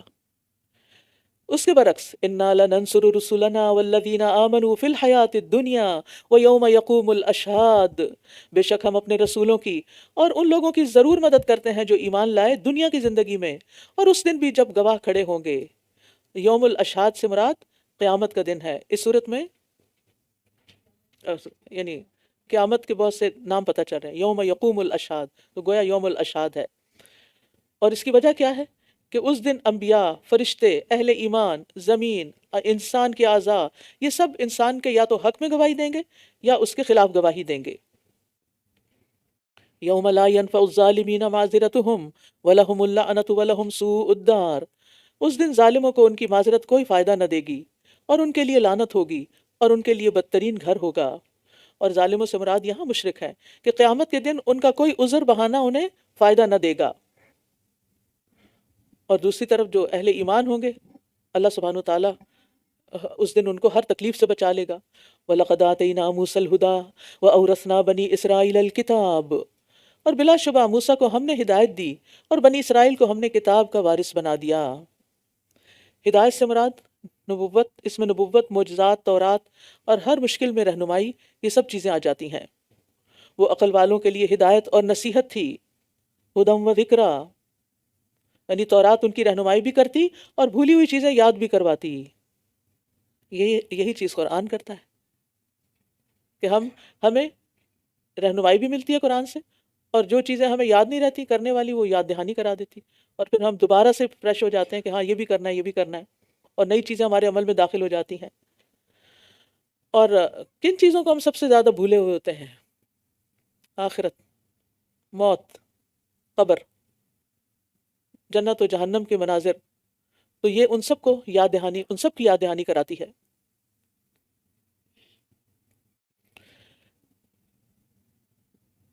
دیکھیے یہ جو موت ہے نا ایک بہت بڑی حقیقت ہے. ابھی چونکہ ریسنٹلی بھائی کی موت کی وجہ سے ایک ایکسپیرینس ہوا ہے اور بہت سی چیزوں پہ مجھے غور و فکر کرنے کا موقع ملا ہے. تو آج صبح ہی سوچ رہی تھی کہ انسان دنیا کے جو بھی اس کے پروگرام ہوتے ہیں، چاہے شادی کا پروگرام ہو، چاہے جاب ہو، کسی اور شہر موو ہونا ہو، کسی ملک میں جانا ہو، ٹریولنگ ہو، عید ہو، رمضان ہو، ان سب کے لیے تیاری کرتا ہے نا، ویل ان ٹائم پریپیئر کرتا ہے، پہلے سے تیاری کرتا ہے. لیکن عام طور پر ہم موت کے لیے تیاری نہیں کرتے کہ مرنے کے بعد کیا کیا کام کرنے ہیں۔ ہم میں سے کس کے پاس لسٹ لکھی ہوئی ہے، کس نے وصیت کی ہوئی ہے کہ مجھے غسل کون دے، کفن کہاں ہوگا؟ موت تو کسی وقت بھی آ سکتی ہے، کسی پر بھی آ سکتی ہے، لیکن ہم اس کی اتنی تیاری کرتے ہیں؟ تو میں سوچ رہی تھی کہ ہمارے معاشرے میں شادیوں پر کتنی کتنی تیاریاں ہوتی ہیں، مہینوں کیا سالوں تیاریاں ہوتی ہیں، پہلے سے ہی انسان بہت کچھ خرید کے رکھ رہا ہوتا ہے۔ بعض کلچرز میں تو بچپن سے ہی بچیوں کی شادیوں کے لیے جہیز تیار کرنا شروع کر دیا جاتا ہے۔ پہلے ہوتی تھی نا لوہے کی بڑی بڑی پیٹیاں لوگوں کے گھر میں، تو وہ پیٹیاں کبھی کھلتی بڑی فیسینیشن ہوتی تھی کہ کیا رکھا ہوا ہے اس میں، وہ کہ یہ فلاں کا جہیز ہے، یہ فلاں کا جہیز ہے، سالوں سال تیاریاں۔ لیکن گھر میں کفن نام کی کوئی چیز نہیں رکھی ہوتی۔ اگر کسی آکورڈ ٹائم پہ، کسی ہڑتال کے دن، کسی برف سنو ڈے پہ، یا کسی وجہ سے کوئی ایسا معاملہ پیش آ گیا تو کیا ہوگا؟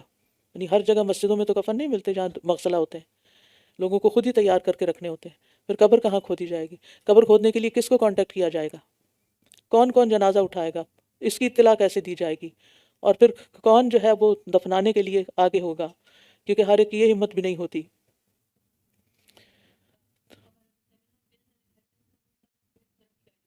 جی انشاءاللہ تعالیٰ ایک سیمینار ہونے والا ہے الہدا کے اندر، اس کے اندر اس طرح کی ساری گائیڈنس دی جائے گی، تو کوشش کریں کہ اس کو اٹینڈ کریں تاکہ آخرت کی تیاری بھی ہم سب کر سکیں۔ بس آپ صبر کیجئے، بے شک اللہ کا وعدہ سچا ہے، اور اپنے گناہ کی بخشش طلب کیجئے۔ استغفر اللہ۔ اور پچھلے اور اگلے پہر اپنے رب کی حمد کے ساتھ تسبیح کیجئے۔ رسول اللہ صلی اللہ علیہ وسلم اور امت کو استغفار کا حکم دیا جا رہا ہے۔ آپ ایک دن میں 70 سے زیادہ بار استغفار کرتے تھے۔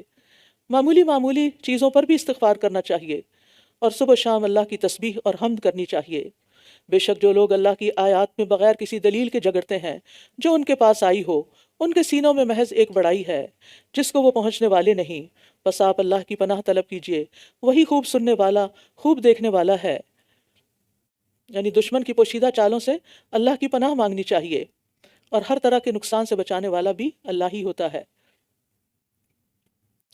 یقیناً آسمانوں اور زمین کا پیدا کرنا انسانوں کو پیدا کرنے سے زیادہ بڑا کام ہے، لیکن اکثر لوگ علم نہیں رکھتے، اور اندھا اور دیکھنے والا برابر نہیں، اور نہ ہی وہ لوگ جو ایمان لائے اور انہوں نے نیک عمل کیے، اور برائی کرنے والے بھی برابر نہیں ہو سکتے۔ کتنا کم تم نصیحت حاصل کرتے ہو۔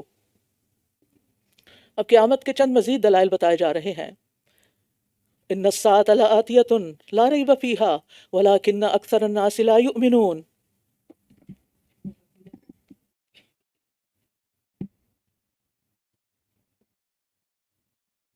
الله أكبر الله أكبر الله أكبر لا إله إلا الله الله أكبر الله أكبر ولله الحمد الله أكبر الله أكبر الله أكبر لا إله إلا الله الله أكبر الله أكبر ولله الحمد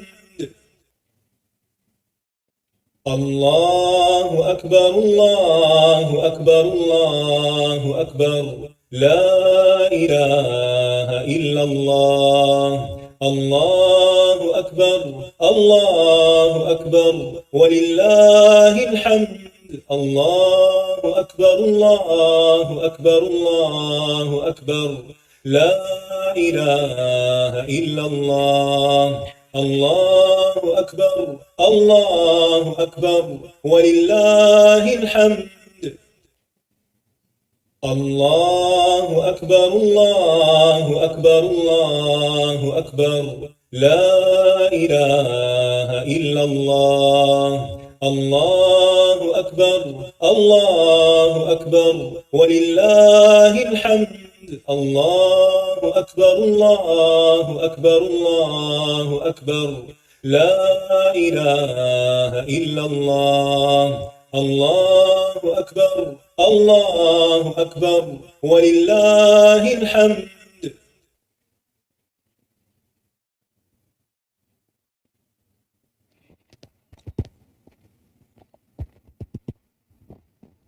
السلام علیکم ورحمۃ اللہ وبرکاتہ۔ ابھی ہم نے سورۃ الزمر میں پڑھا کہ نیند موت کی بہن ہوتی ہے اور ہم اس کا شعور نہیں رکھتے۔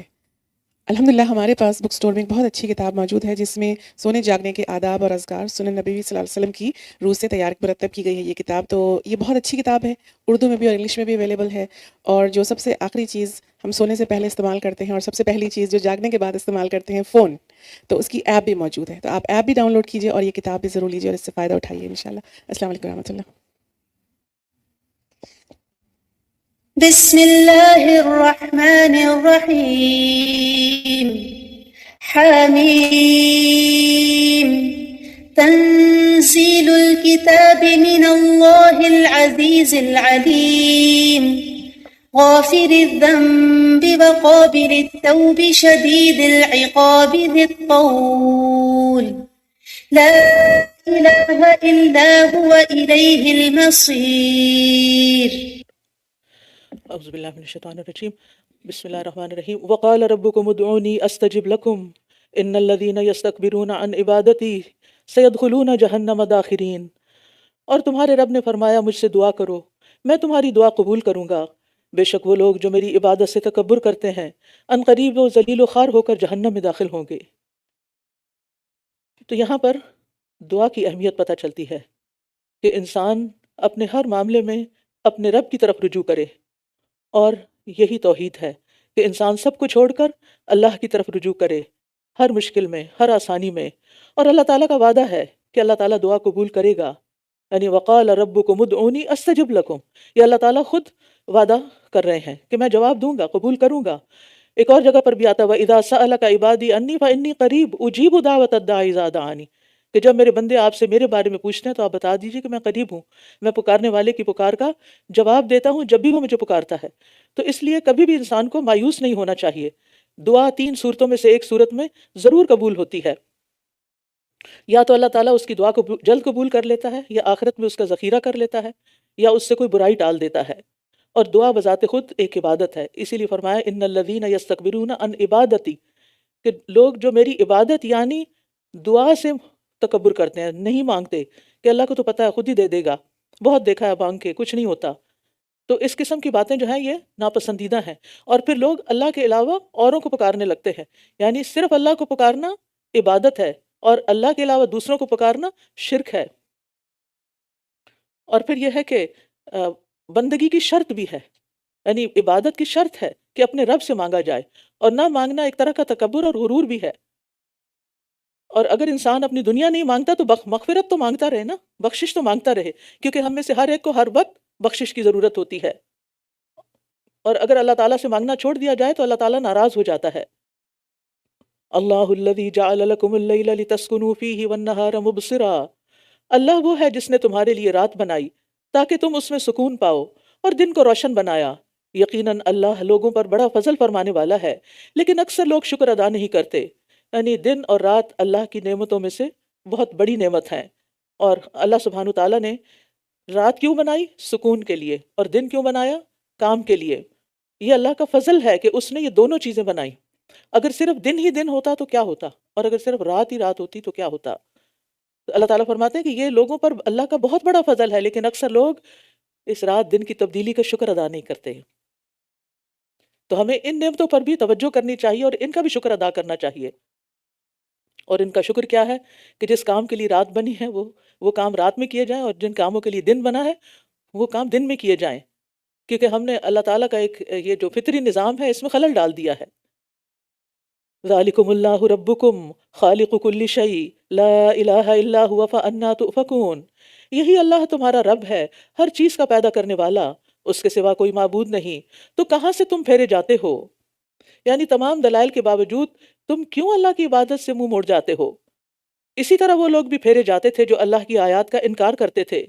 اللہ وہ ہے جس نے تمہارے لیے زمین کو قرارگاہ بنایا اور آسمان کو چھت بنایا، اور اسی نے تمہاری صورتیں بنائیں، بس تمہاری صورتیں بہت اچھی بنائیں، اور اسی نے تمہیں پاکیزہ چیزوں سے رزق دیا. وہی اللہ تمہارا رب ہے، بس بہت بابرکت ہے اللہ جو تمام جہانوں کا رب ہے. وہ زندہ ہے، اس کے سوا کوئی معبود نہیں، بس دین کو اسی کے لیے خالص کرتے ہوئے اس کو پکارو. تمام تعریفیں اللہ کے لیے ہیں جو تمام جہانوں کا رب ہے.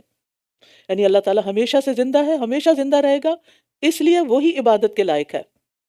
کیونکہ جو زندہ مثلاً اگر کوئی کسی بت کو یا کسی پیغمبر کو خدا بنا لیتے ہیں، معبود بنا لیتے ہیں، تو ان لوگوں کا کیا ہوگا جب وہ اس وقت پیدا ہی نہیں ہوا، اور ان کا کیا ہوگا جو اس کے بعد دنیا میں ہوں گے؟ یعنی جو خود بھی زندہ نہیں رہا تو وہ دوسروں کو کیا دے سکتا ہے، اور اس کو پکار کے ملے گا کیا؟ سب سے بڑا تو دھوکہ یہ ہے۔ کہہ دیجئے بے شک مجھے تو روک دیا گیا ہے کہ میں ان کی عبادت کروں جنہیں تم اللہ کے سوا پکارتے ہو، جبکہ میرے پاس میرے رب کی طرف سے واضح نشانیاں آ چکی ہیں، اور مجھے حکم دیا گیا ہے کہ میں تمام جہانوں کے رب کا فرما بردار بن جاؤں۔ وہی ہے جس نے تمہیں مٹی سے پیدا کیا، پھر نطفے سے، پھر جمے ہوئے خون سے، پھر وہ تمہیں ایک بچہ بنا کر نکالتا ہے، پھر تاکہ تم اپنی جوانی کو پہنچ جاؤ، پھر تاکہ تم بوڑھے ہو جاؤ، اور تم میں سے کوئی اس سے پہلے فوت کر دیا جاتا ہے، اور وہ مہلت دیتا ہے تاکہ تم ایک مقرر وقت تک پہنچ جاؤ، اور تاکہ تم عقل سے کام لو۔ یعنی اپنی لائف کو فار گرانٹیڈ نہ لو کہ بس ملی ہوئی ہے، جو جی چاہے کریں، جیسے جی چاہیں جئیں۔ نہیں، یہ اس زندگی کا کوئی بنانے والا ہے، اور اس کے تم پر کچھ حقوق ہیں، لہٰذا اپنی منمانیاں چھوڑ دو۔ وہی ہے جو زندگی اور موت دیتا ہے۔ اگر زندگی میں اس وقت کچھ اختیار ملا ہے تو موت پہ تمہارا کوئی اختیار نہیں، کسی وقت بھی جا سکتے ہیں۔ پھر جب وہ کسی کام کا فیصلہ کر دیتا ہے تو اسے صرف یہ کہتا ہے کہ ہو جا، تو وہ ہو جاتا ہے۔ یعنی اللہ تعالیٰ کے لیے کوئی بھی کام مشکل نہیں، کسی بھی کام کے لیے اللہ تعالیٰ اسباب کا محتاج نہیں، بس کن فیکون کہنے کی دیر ہے، بس کن کہنے کی دیر ہے، فیکون تو اس کو نہیں کہنا پڑتا، فیکون تو ہو جاتا ہے خود ہی۔ الم تر الی الذین یجادلون فی آیات اللہ انا یصرفون، کیا آپ نے ان لوگوں کو نہیں دیکھا جو اللہ کی آیات کے بارے میں جھگڑتے ہیں، کہاں سے وہ پھیرے جاتے ہیں؟ جن لوگوں نے کتاب کو جھٹلایا اور اس کو بھی جس کے ساتھ ہم نے اپنے رسولوں کو بھیجا تھا، تو بہت جلد وہ جان لیں گے کیا جب ان کی گردنوں میں طوق اور زنجیریں ہوں گی اور وہ گھسیٹے جا رہے ہوں گے۔ ذرا امیجن کریں وہ سین، گردنوں میں طوق پڑے ہوئے ہیں، پاؤں میں زنجیریں پڑی ہوئی ہیں، اور ان کو گھسیٹا جا رہا ہے، اور وہ بھی جہنم میں، فی الحمیم، کھولتے پانی میں، پھر وہ آگ میں جھونکے جائیں گے۔ پھر ان سے کہا جائے گا کہاں ہیں وہ جنہیں تم شریک ٹھہراتے تھے؟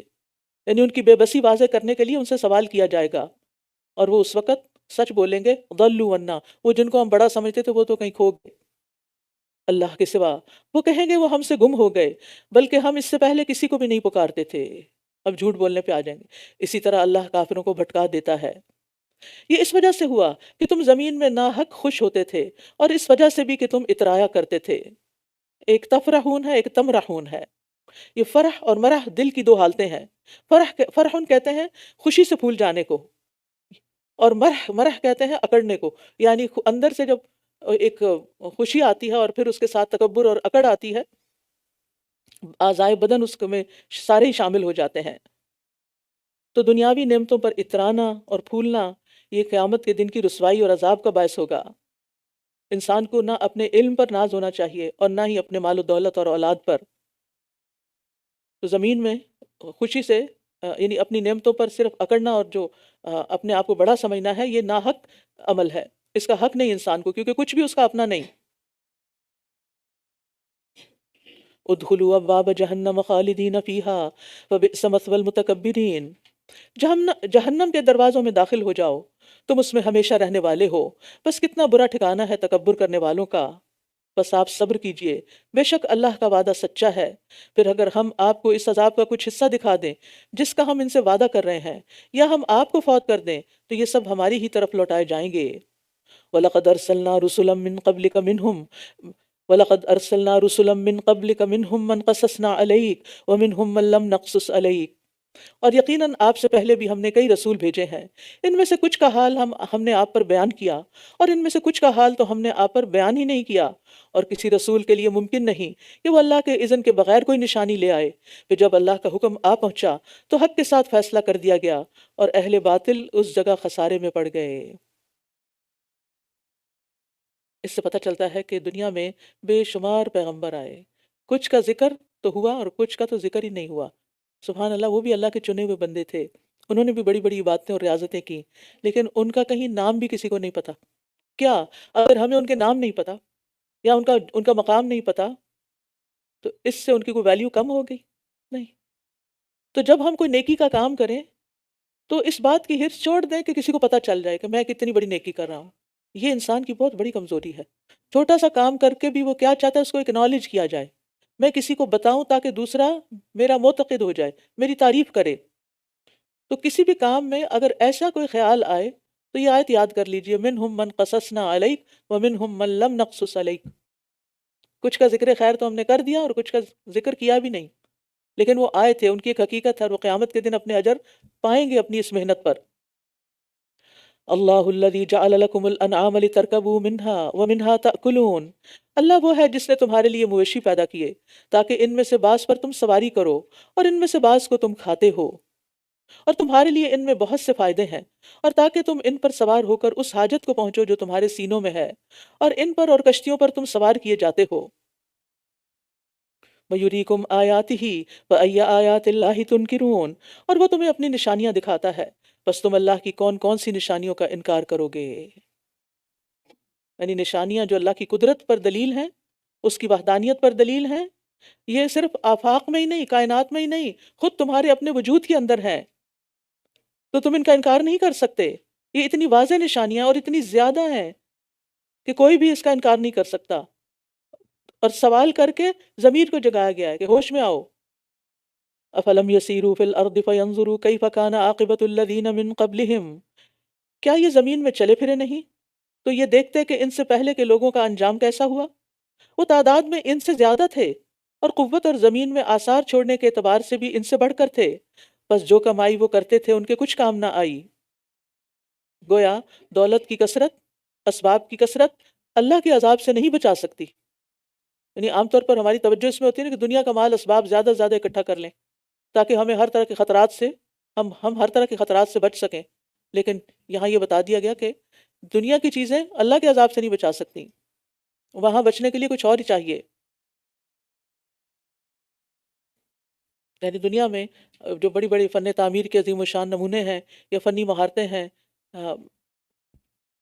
آرٹس کے بڑے ماسٹر پیس ہیں، یہ دنیا میں تو ان کی قیمت ملینز میں ہو سکتی ہے، لیکن اللہ کے ہاں نہیں کام دیں گے. تو جب ان کے رسول فلما جاءتهم رسلهم بالبينات فرحوا بما عندهم من العلم. جب ان کے پاس ان کے رسول واضح دلائل لے کر آئے تو وہ اس علم پر جو ان کے پاس تھا اتراتے رہے. یعنی دنیا کے علم پر اترانے لگے کہ ہم تم سے زیادہ جانتے ہیں، اور انہیں اس چیز نے گھیر لیا جس کا وہ مذاق اڑاتے تھے، یعنی پیغمبروں کی تعلیم کا یا خود پیغمبروں کا.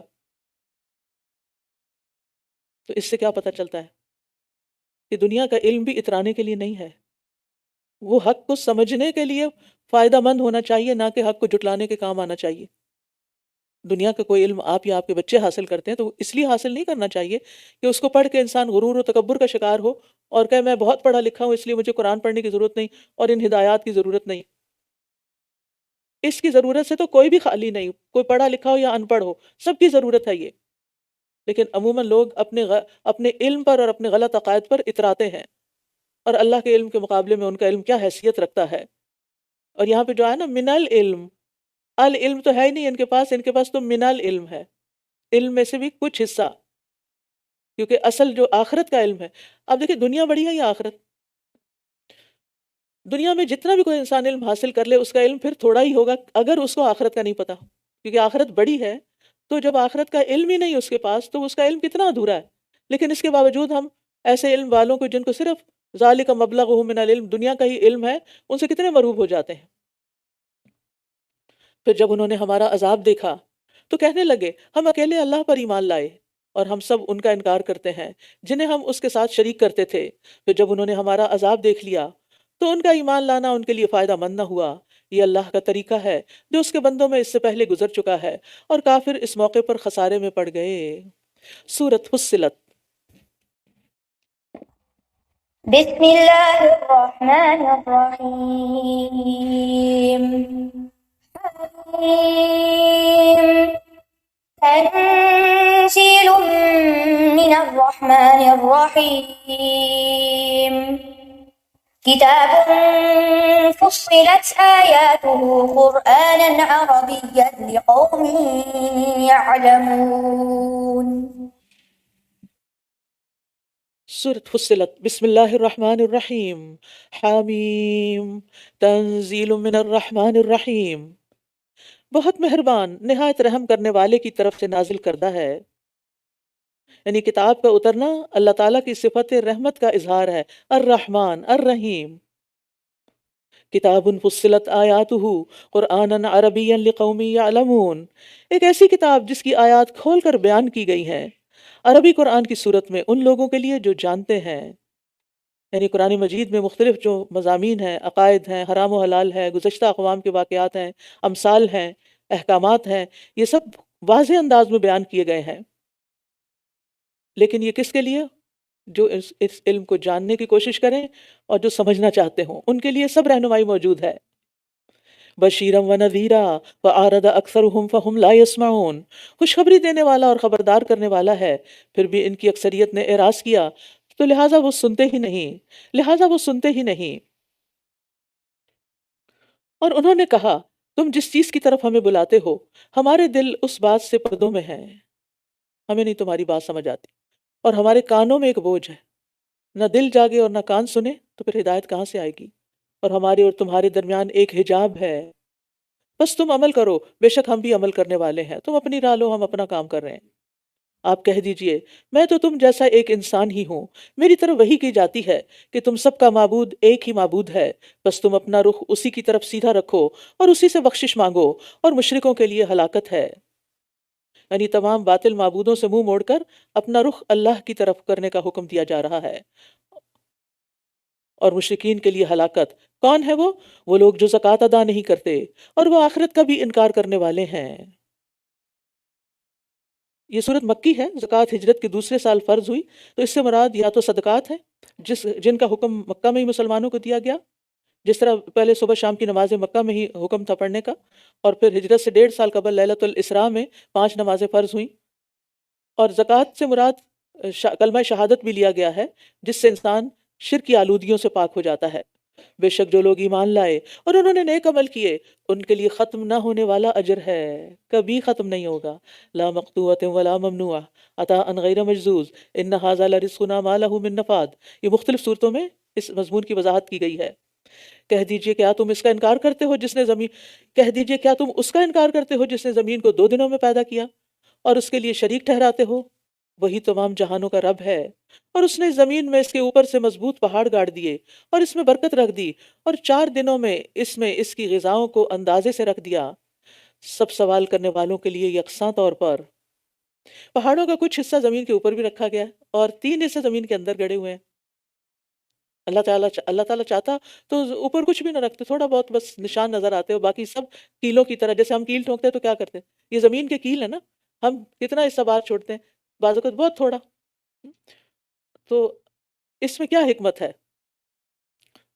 اگر یہ زمین کے اندر ہوتے تو یہ جو برف پہاڑوں کی چوٹیوں پہ جمتی ہے اور جو بعد میں ہمارے لیے پانی کا کام دیتی ہے، وہ وہاں نہ جمتی۔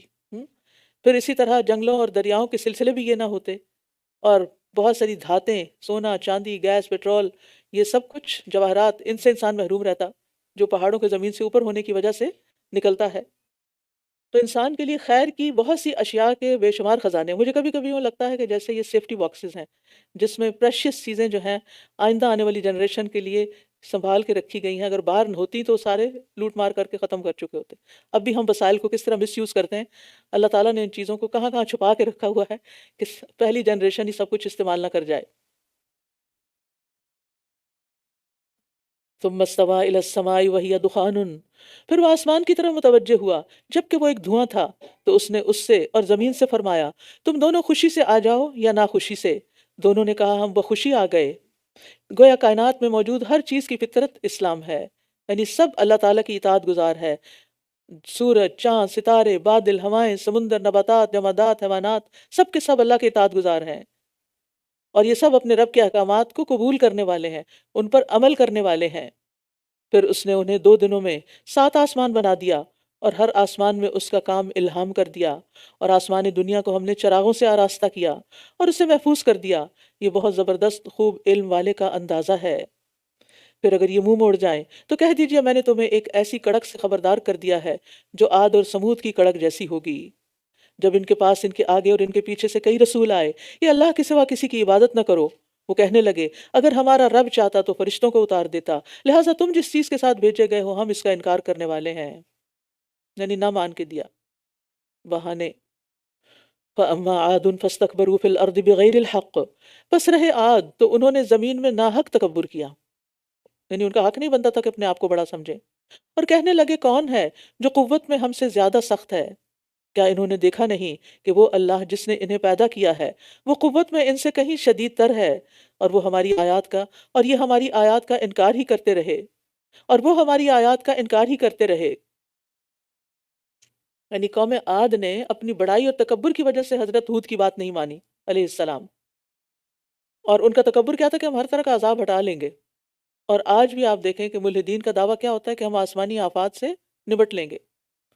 فَأَرْسَلْنَا عَلَيْهِمْ رِيحًا صَرْصَرًا، تو ہم نے سخت نحوست والے دنوں میں ان پر تیز و تند ہوا بھیج دی تاکہ دنیا کی زندگی میں ہم انہیں رسوائی کے عذاب کا مزہ چکھائیں، اور یقیناً آخرت کا عذاب زیادہ رسوا کن ہے اور وہ مدد نہ دیے جائیں گے۔ یعنی تکبر کی وجہ سے دنیا میں بھی رسوائی اور آخرت میں ان ہمیشہ کی رسوائی ہوگی۔ وَأَمَّا ثَمُودُ فَهَدَيْنَاهُمْ، اور رہے سمود تو ہم نے ان کی سیدھی رستے کی طرف رہنمائی کی، تو ہم نے ان کی سیدھی راہ کی طرف رہنمائی کی، لیکن انہوں نے ہدایت کے مقابلے میں اندھے پن کو پسند کیا، رستہ دیکھنا ہی نہیں چاہا، تو انہیں رسوا کن عذاب کی کڑک نے پکڑ لیا اس کمائی کی وجہ سے جو وہ کیا کرتے تھے۔ یعنی اللہ تعالیٰ نے کسی پہ ظلم نہیں کیا، یہ ان کے اپنے ظلم ہیں جو اپنی جانوں پہ کیے اور اس کا نتیجہ اور خمیازہ بھگت رہے ہیں۔ تو یہاں پر آپ دیکھیں ایک طرف ہدایت اور ایک طرف ہدا ہے، ایک طرف عما ہے۔ ہدایت روشنی ہے اور عما اندھا پن ہے، یعنی انسان کے لیے، ہر انسان کے لیے ضروری ہے کہ وہ ہدایت کو قبول کرے، ہدایت کو ویلیو کرے، اور اس کے بغیر زندگی اندھے پن کی زندگی ہے۔ اور قوم سمود پر سخت چیخ کا عذاب آیا تھا جس میں بجلی کی کڑک اور شعلہ تھا، اور ہم نے ان لوگوں کو نجات دی جو ایمان لائے اور وہ ڈرتے تھے۔ سبحان اللہ، اللہ کی قدرت دیکھیں کہ اتنے شدید عذاب، زلزلے، خوفناک چیخ اور بجلیاں چمکنے اور گرنے کے باوجود کسی مسلمان کا بال بھی بیکا نہیں ہوا، ورنہ چیخ آتی ہے تو اچھے برے سبھی سنتے ہیں نا، بجلی جب کڑکتی ہے تو یہ تھوڑی ہوتا ہے کہ صرف برے لوگ سنیں اور نیک لوگ نہ سنیں۔ لیکن اس قوم کو جیسے اللہ نے جب بچایا ایمان والوں کو، تو کیسے بچایا کہ وہ کڑک تھی، وہ زلزلہ تھا، وہ سب کچھ تھا، لیکن وہ اس سے نکل گئے، بچ گئے، صحیح سلامت رہے۔ اور جس دن اللہ کے دشمن آگ کی طرف اکٹھے کیے جائیں گے پھر وہ گروہوں میں بانٹ دیے جائیں گے۔ یہ بار بار بات ہو چکی ہے کہ گروہ کس بنیاد پر بنیں گے، لائک مائنڈڈ پیپل کے، یہاں تک کہ جب یہ اس جہنم کے پاس آ جائیں گے تو ان کے کان اور ان کی آنکھیں اور ان کی کھالیں ان کے خلاف اس کی گواہی دیں گے جو وہ کیا کرتے تھے، یعنی انسان کے اعضاء اس کے خلاف گواہی دیں گے، اور وہ اپنی کھالوں سے کہیں گے تم نے ہمارے خلاف گواہی کیوں دی؟ وہ کہیں گی ہمیں اس اللہ نے بلوا دیا جس نے ہر چیز کو بلوایا ہے، اور اسی نے تمہیں پہلی بار پیدا کیا، اور اسی کی طرف تم سب لوٹائے جا رہے ہو، اور تم گناہ کرتے ہوئے اس بات سے چھپتے نہیں تھے کہ کبھی تمہارے کان اور تمہاری آنکھیں اور تمہاری کھالیں تمہارے خلاف گواہی دیں گی، لیکن تم نے تو یہ گمان کر رکھا تھا کہ بے شک اللہ ان میں سے بہت سے اعمال کو نہیں جانتا جو تم کرتے تھے، اور جو گمان تم نے اپنے رب کے بارے میں کر رکھا تھا اسی نے تمہیں ہلاک کر دیا، بس تم خسارہ پانے والوں میں سے ہو گئے۔ یہ اللہ کے علم سے بے خوف ہونے کا نتیجہ ہے۔ گمراہی کے اسباب میں سے سب سے برا سبب گمان کے پیچھے چلنا، خیال کے پیچھے چلنا، میرا خیال ہے کہ یہ صحیح ہے، میرا خیال ہے میں ٹھیک ہی کر رہی ہوں، بھئی دلیل لاؤ، خیال نہیں، خیال غلط بھی ہو سکتا ہے۔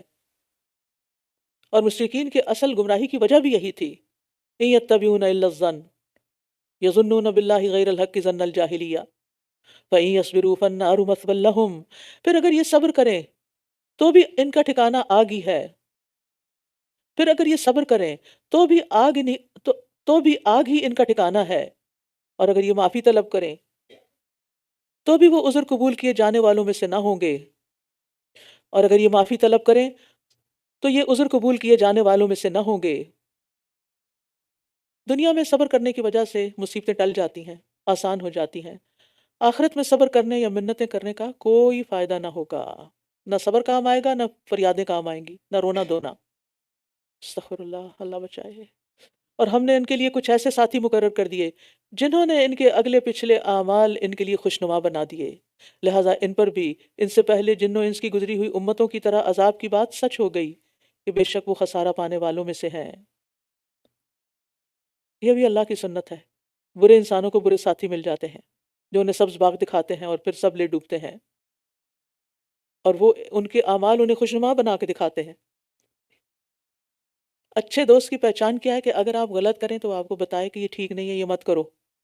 اور برے دوست کی پہچان کیا ہے کہ اگر آپ غلط کریں تو اس کو بھی وہ ویلیڈیٹ کرے، اس کو کہے بالکل ٹھیک ہے، تم غلط نہیں جا رہے۔ اکثر دوستوں سے تو یہی چاہیے ہوتا ہے نا، جو ہم کرتے ہیں پھر ان کی طرف دیکھتے ہیں، ٹھیک کیا میں نے، اچھا کیا، اور جب کر لیتے ہیں تو جھٹ ان کو بتاتے ہیں ہم نے یہ کر لیا۔ ہم؟ تو اس لیے انسان کو ہمیشہ دیکھنا چاہیے کہ اس کے آس پاس کون لوگ ہیں۔ اسی طرح ما بین ایدیہم سے مراد دنیا ہے، اور خلفہم سے مراد آخرت ہے، کہ وہ کیا کہتے ہیں کہ خوشگمانی میں دنیا میں مبتلا رکھتے ہیں کہ آخرت کوئی نہیں آنی۔ وقال الذين كفروا لا تسمعوا لهذا القرآن والغوا فيه لعلكم تغلبون، اور جن لوگوں نے کفر کیا کہنے لگے کہ اس قرآن کو نہ سنو اور اس کی تلاوت کے وقت شور و غل مچاؤ شاید کہ تم غالب آ جاؤ۔ کفار قرآن کی تاثیر سے واقف تھے کہ جو شخص خالی ذہن ہو کے اس کو سنے گا اس کے دل پہ اثر کرے گا، کیونکہ اللہ کا کلام ہے نا، اور اللہ نے اپنے بندوں کو پیدا کیا، اور ان کی نفسیات سے کون اللہ سے بڑھ کر واقف ہو سکتا ہے کہ بندوں کے دلوں پہ کیا چیز اثر کرے گی۔ تو وہ کہتے تھے شور مچاؤ، ہمیں کیا حکم ہے، ہم کیا کریں، خاموشی سے سنیں، چپ رہیں۔ لیکن افسوس یہ کہ ہمیں پتہ، ہم تلاوت لگی ہوتی ہے اور باتیں بھی کر رہے ہوتے ہیں، شور مچا رہے ہوتے ہیں ساتھ۔ تو قرآن سنتے وقت شور کرنے کی مذمت ہے۔ وہ شور کیوں مچانا چاہتے تھے؟ تاکہ باتیں ان کو صحیح، سننے والوں کو قرآن صحیح سمجھ ہی نہ آئے۔ بس یقیناً ہم ان لوگوں کو جنہوں نے کفر کیا شدید عذاب کا مزہ چکھائیں گے، اور ہم انہیں ان برے اعمال کا جو وہ کیا کرتے تھے ضرور بدلہ دیں گے۔ سوچئے معمولی عذاب چکھنا اتنا شدید ہوگا تو پورا عذاب کتنا سخت ہوگا۔ اللہ کے دشمنوں کی سزا یہی آگ ہے جس میں ان کے لیے ہمیشگی کا گھر ہے، یہ اس کا بدلہ ہے جو یہ ہماری آیات کا انکار کرتے تھے۔ اور جن لوگوں نے کفر کیا کہیں گے اے ہمارے رب تو ہمیں جنوں اور انسانوں میں سے وہ دونوں دکھا جنہوں نے ہمیں بھٹکایا تھا، ہم انہیں اپنے قدموں کے نیچے روندیں تاکہ وہ سب نچلوں سے ہو جائیں۔ یعنی جہنم میں جانے کے بعد کفار یہ بات کہیں گے کہ جنہوں نے ہمیں گمراہ کیا ذرا ہمیں دکھائیں، ہم ان کو اپنے پاؤں کے نیچے لتاڑیں۔ یعنی اتنا غصہ ہوگا ان پر۔ ان الذين قالوا ربنا الله ثم استقاموا تتنزل عليهم الملائكة الا تخافوا ولا تحزنوا وابشروا بالجنة التي كنتم توعدون۔ بے شک وہ لوگ جنہوں نے کہا اللہ ہمارا رب ہے، پھر انہوں نے استقامت اختیار کی، ان پر فرشتے اترتے ہیں کہ نہ تم ڈرو اور نہ غم کرو، اور خوش ہو جاؤ اس جنت کی خوشخبری پاؤ، اور اس جنت کی خوشخبری پاؤ جس کا تم وعدہ دیے جاتے تھے۔ بہت ہی خوبصورت آیت ہے، یہ میری فیوریٹ آیات میں سے۔ مختصر سا جملہ ہے، ربنا اللہ، ہمارا رب بس اللہ ہے۔ لیکن جب کوئی شخص اللہ کو رب مان لیتا ہے نا تو گویا بہت بڑا خزانہ سمیٹ لیتا ہے۔ اس کی زندگی میں ایک ایسی ہستی داخل ہو جاتی ہے کہ جس کی پہچان کے بعد کوئی غم نہیں رہتا، کوئی دکھ نہیں رہتا، کوئی خوف نہیں رہتا۔ وہ ہر مشکل میں اس کو تھام لیتا ہے کہ رب ہے نا، میرا کوئی ہے، وہ میری ٹیک کیئر کرے گا، مجھے پیدا کرنے والا، مجھے رزق دینے والا، میری عاقبت سنوارنے والا۔ اور پھر اس پر استقامت بھی ہو، ثم استقاموا، یعنی موت تک اسی بات پہ ڈٹے رہے، اسی پر موت آئی۔ لہٰذا ایسے لوگوں پر جب موت آتی ہے، فرشتے آتے ہیں تو ان کو خوشخبری سناتے ہیں، ڈرو نہیں، غم نہیں کرو۔ پھر قبر میں بھی ان کو نہیں ڈر لگتا، اور آخرت میں حشر کے دن بھی ان کو خوشخبری سنائیں گے، تم پرسکون رہو، کچھ نہیں ہوتا۔ ایسے نا جیسے کوئی چھوٹا بچہ ہوتا ہے تو اس کو کسی چیز سے ڈاکٹر کے پاس جانے سے گھبراہٹ ہو رہی ہوتی ہے، تو والدین اس کو کیسے تسلی دیتے، کچھ نہیں ہوگا، فکر نہیں کرو، سب ٹھیک ہو جائے گا۔ تو ہر انسان کو ظاہر ہے کہ موت کا خوف، قبر کا خوف، حشر کا خوف، یہ تو ہے نا، جتنے بھی اچھے عمل کر لیں یہ خوف تو جانا نہیں چاہیے، ہے بھی اور ہونا بھی چاہیے۔ لیکن فرشتے ساتھ ساتھ تسلیاں دیتے جائیں گے، نہیں ڈرنے کی ضرورت نہیں، خوشخبری پاؤ۔ دنیا میں بھی انسانوں کے ساتھ کئی طرح کے فرشتے مقرر ہیں، جس میں کرام کاتبین ہیں، آفتوں سے حفاظت کرنے والے فرشتے ہیں، اور یہ فرشتے صرف ایمان والوں کے ساتھ خاص ہیں، اور ایمان لا کر استقامت اختیار کرنے والوں کے ساتھ ہوتے ہیں، ان کو حوصلہ دیتے ہیں، نیکیوں کی رغبت دلاتے ہیں، خیر کا الہام کرتے ہیں، اور آخرت میں تو ہوں گے ہی جو جنت کی خوشخبری لے کر آئیں گے۔ اسی لیے کچھ میتوں کے چہرے پہ باقاعدہ اسمائل دیکھی جاتی ہے جب وہ فوت ہوتے ہیں۔ خوشخبری سنتے ہی انسان کا اثر کہاں ہوتا ہے؟ چہرے پہ آتا ہے نا، ایک دم خوش ہو جاتا ہے۔ وہ کہتے ہیں نحن اولیاؤکم فی الحیات الدنیا وفی الآخرہ، دنیا کی زندگی میں بھی ہم تمہارے دوست ہیں اور آخرت میں بھی۔ نحن اولیاؤکم، ہم تمہارے دوست ہیں، فی الحیات الدنیا، دنیا کی زندگی میں، وفی الآخرہ، اور آخرت میں بھی۔ اور اس جنت میں تمہارے لیے وہ کچھ ہے جو تمہارے جی چاہیں گے، اور اس میں تمہارے لیے وہ کچھ ہے جو تم طلب کرو گے، جو بھی مانگتے جاؤ گے۔ دنیا میں وہ ہمارے لیے دعائیں کرتے ہیں، نیکی کا الہام کرتے ہیں، دشمنوں کے مقابلے میں مدد کرتے ہیں، اور آخرت میں جنت تک پہنچا کے دم لیں گے۔ اور تشتہی انفسکم، ذاتی خواہشات، یعنی پرسنل ریکویسٹس۔ کسی دوسرے کے لیے بھی انسان کچھ طلب کرتا ہے، ما تدعون، اس کو یہ چاہیے، آپ جیسے ریسٹورینٹ میں بیٹھے ہوتے ہیں، کہتے ہیں ذرا ان کے لیے پانی لے آئیں، اور ایک ہوتا ہے اپنے لیے کچھ طلب کرنا۔ تو جو بھی طلب کریں گے اپنے لیے، کسی کے لیے، وہ سب ملتا جائے گا ان کو، اور یہ صرف جنت میں ہی ہو سکتا ہے۔ یہ بہت بخشنے والے، نہایت رحم کرنے والے کی طرف سے بطور مہمانی ہے۔ لیکن یہ خوشخبریاں اور یہ سب کچھ کس کے لیے؟ جو رب اللہ کہے اور پھر اس رب کی پہچان کو عام کرے۔ وَمَنْ أَحْسَنُ قَوْلًا مِّمَّنْ دَعَا إِلَى اللَّهِ وَعَمِلَ صَالِحًا، اور اس سے اچھی بات کس کی ہو سکتی ہے جو اللہ کی طرف بلائے اور خود نیک عمل کرے۔ اب دیکھیے اس کے بعد کیا نماز کا، روزے، زکوٰۃ کا ذکر بھی آ سکتا تھا، لیکن یہاں پر کس کا ذکر کیا جا رہا ہے؟ اچھی بات، سب سے اچھی بات وہ ہے جو جس میں انسان لوگوں کو اللہ سے جوڑے، اللہ کی طرف دعوت دے، اور خود بھی نیک عمل کرے، اور کہے کہ بے شک میں فرما برداروں میں سے، میں مسلمان ہوں، میں تابع دار ہوں، میں فرما بردار ہوں، میں اطاعت گزار ہوں۔ تو سب سے بہترین لوگ کون ہیں اللہ کی نظر میں؟ جو مخلوق کو خالق سے جوڑیں، اور جو کہیں وہ کریں بھی، آدھا کام نہیں کہ ہاں یہ سب سے اچھا کام ہے لہٰذا لوگوں کو خوب نصیحتیں کرو اور خود کچھ نہ کرو۔ جو دوسروں کو بتائیں خود پہلے عمل کریں، کیونکہ جو لوگ دوسروں کو بتاتے ہیں اور خود عمل نہیں کرتے ان کی تو پکڑ بھی زیادہ ہے۔ جی، سارے سال کے لیے وہ کہہ رہی ہیں، سارے سال کے لیے بل بورڈ کے لیے اسپانسرشپ چاہیے، تاکہ وقتاً فوقتاً لوگوں کو اللہ کی طرف بلاتے رہیں، قرآن کی آیات بل بورڈز پہ لگا کے۔ یہ ہم سب کا فریضہ ہے۔ ہم کنتم خیر امت اخرجت للناس، تم بہترین امت ہو جو لوگوں کے لیے نکالی گئی ہو۔ تو ہم تو بیٹھ گئے اپنے گھروں میں انجوائے کرنے کے لیے، سارا ویک کام کیا، ویکینڈ پہ پارٹیاں کی، بس زندگی اچھی گزر رہی ہے، خوشگوار ہے۔ یہ تو زندگی نہیں ہے، اس سے آگے بھی کچھ کرنا ہے۔ جہاں رہ رہے ہیں اس کا حق دینا ہے، ورنہ یہ اللہ کے بندے آپ کو پکڑیں گے۔ تو اگر ہم کچھ نہیں کر سکتے، کچھ نہیں ہم سے ہوتا کہ ہم جا کے کسی کو کوئی اچھی بات بتائیں، کیونکہ ہم بڑے مصروف لوگ ہیں، ہمارے بہت کام ہے، تو کم از کم جو مال ہے اسی میں سے کچھ حصہ ڈالیں، تاکہ جو لوگ یہ کام کر رہے ہیں ان کو سپورٹ کریں، وہ آگے بڑھیں، وہ کچھ خیر پھیلائیں۔ وہ آتا ہے نا وَلْتَكُن مِّنكُمْ أُمَّةٌ يَدْعُونَ إِلَى الْخَيْرِ وَيَأْمُرُونَ بِالْمَعْرُوفِ وَيَنْهَوْنَ عَنِ الْمُنكَرِ وَأُولَٰئِكَ هُمُ الْمُفْلِحُونَ۔ اور لازم ہے کہ تم میں سے ایسے لوگ ہوں جو نیکی کی طرف دعوت دیں، لازم ہے کہ ایسے لوگ ہوں اور اچھے کام کا حکم دیں اور برائی سے منع کریں۔ یہی لوگ فلاح پانے والے ہیں۔ کامیاب ہونا چاہتے ہیں تو یہ کام کرنا ہوگا، خود کریں یا کسی کو مدد دیں۔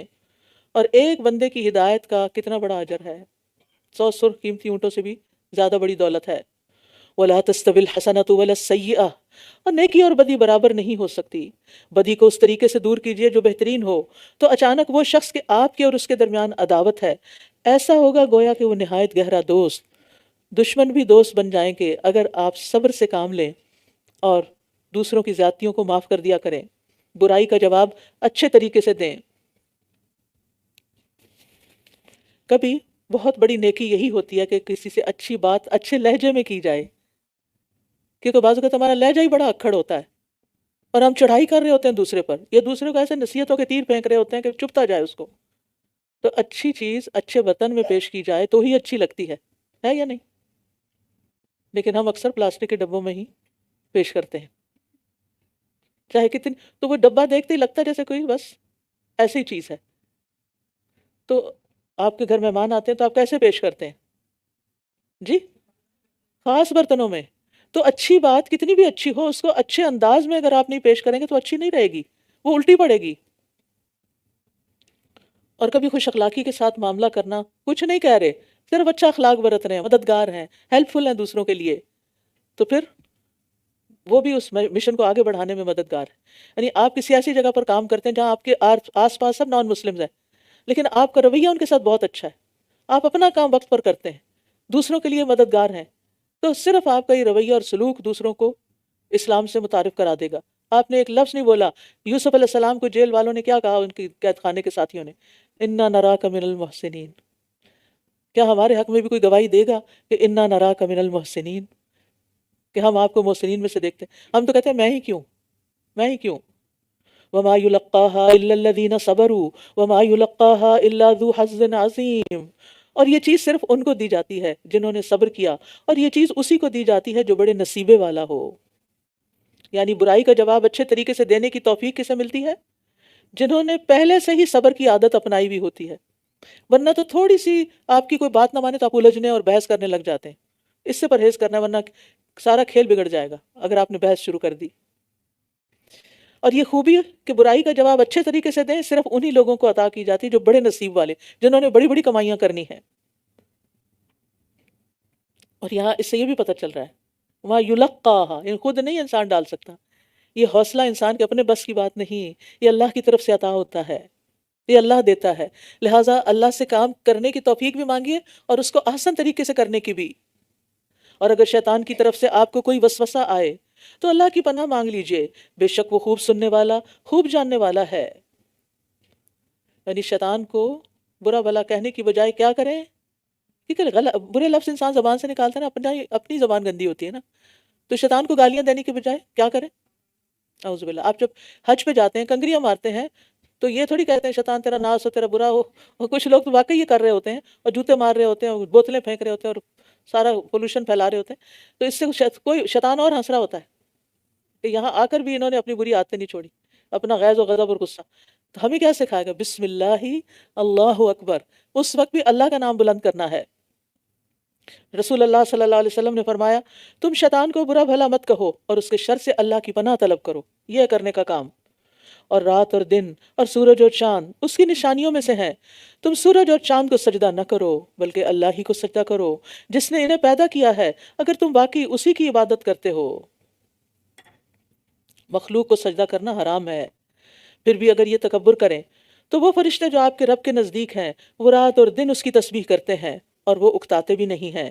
اور اس کی نشانیوں میں سے یہ بھی ہے کہ آپ زمین کو دبی ہوئی دیکھتے ہیں، پھر جب ہم اس پر پانی اتارتے ہیں تو وہ تر و تازہ ہو جاتی ہے اور ابھر آتی ہے۔ بے شک وہ جس نے اسے زندہ کیا مردوں کو ضرور زندہ کرنے والا ہے، بے شک وہ ہر چیز پر خوب قدرت رکھنے والا ہے۔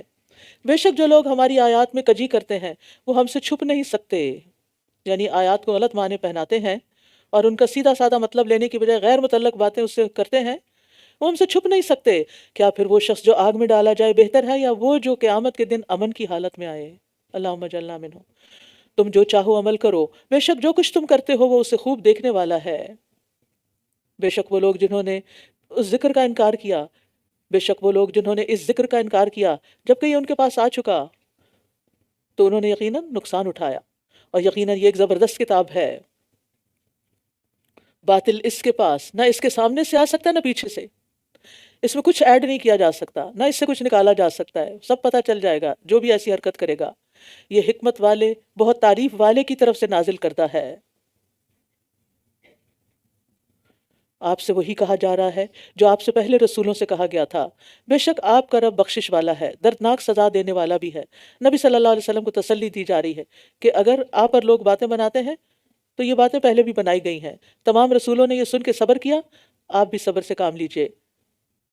ایمان کی توفیق تو اللہ دیتا ہے، جسے دے گا وہ قبول کر لے گا۔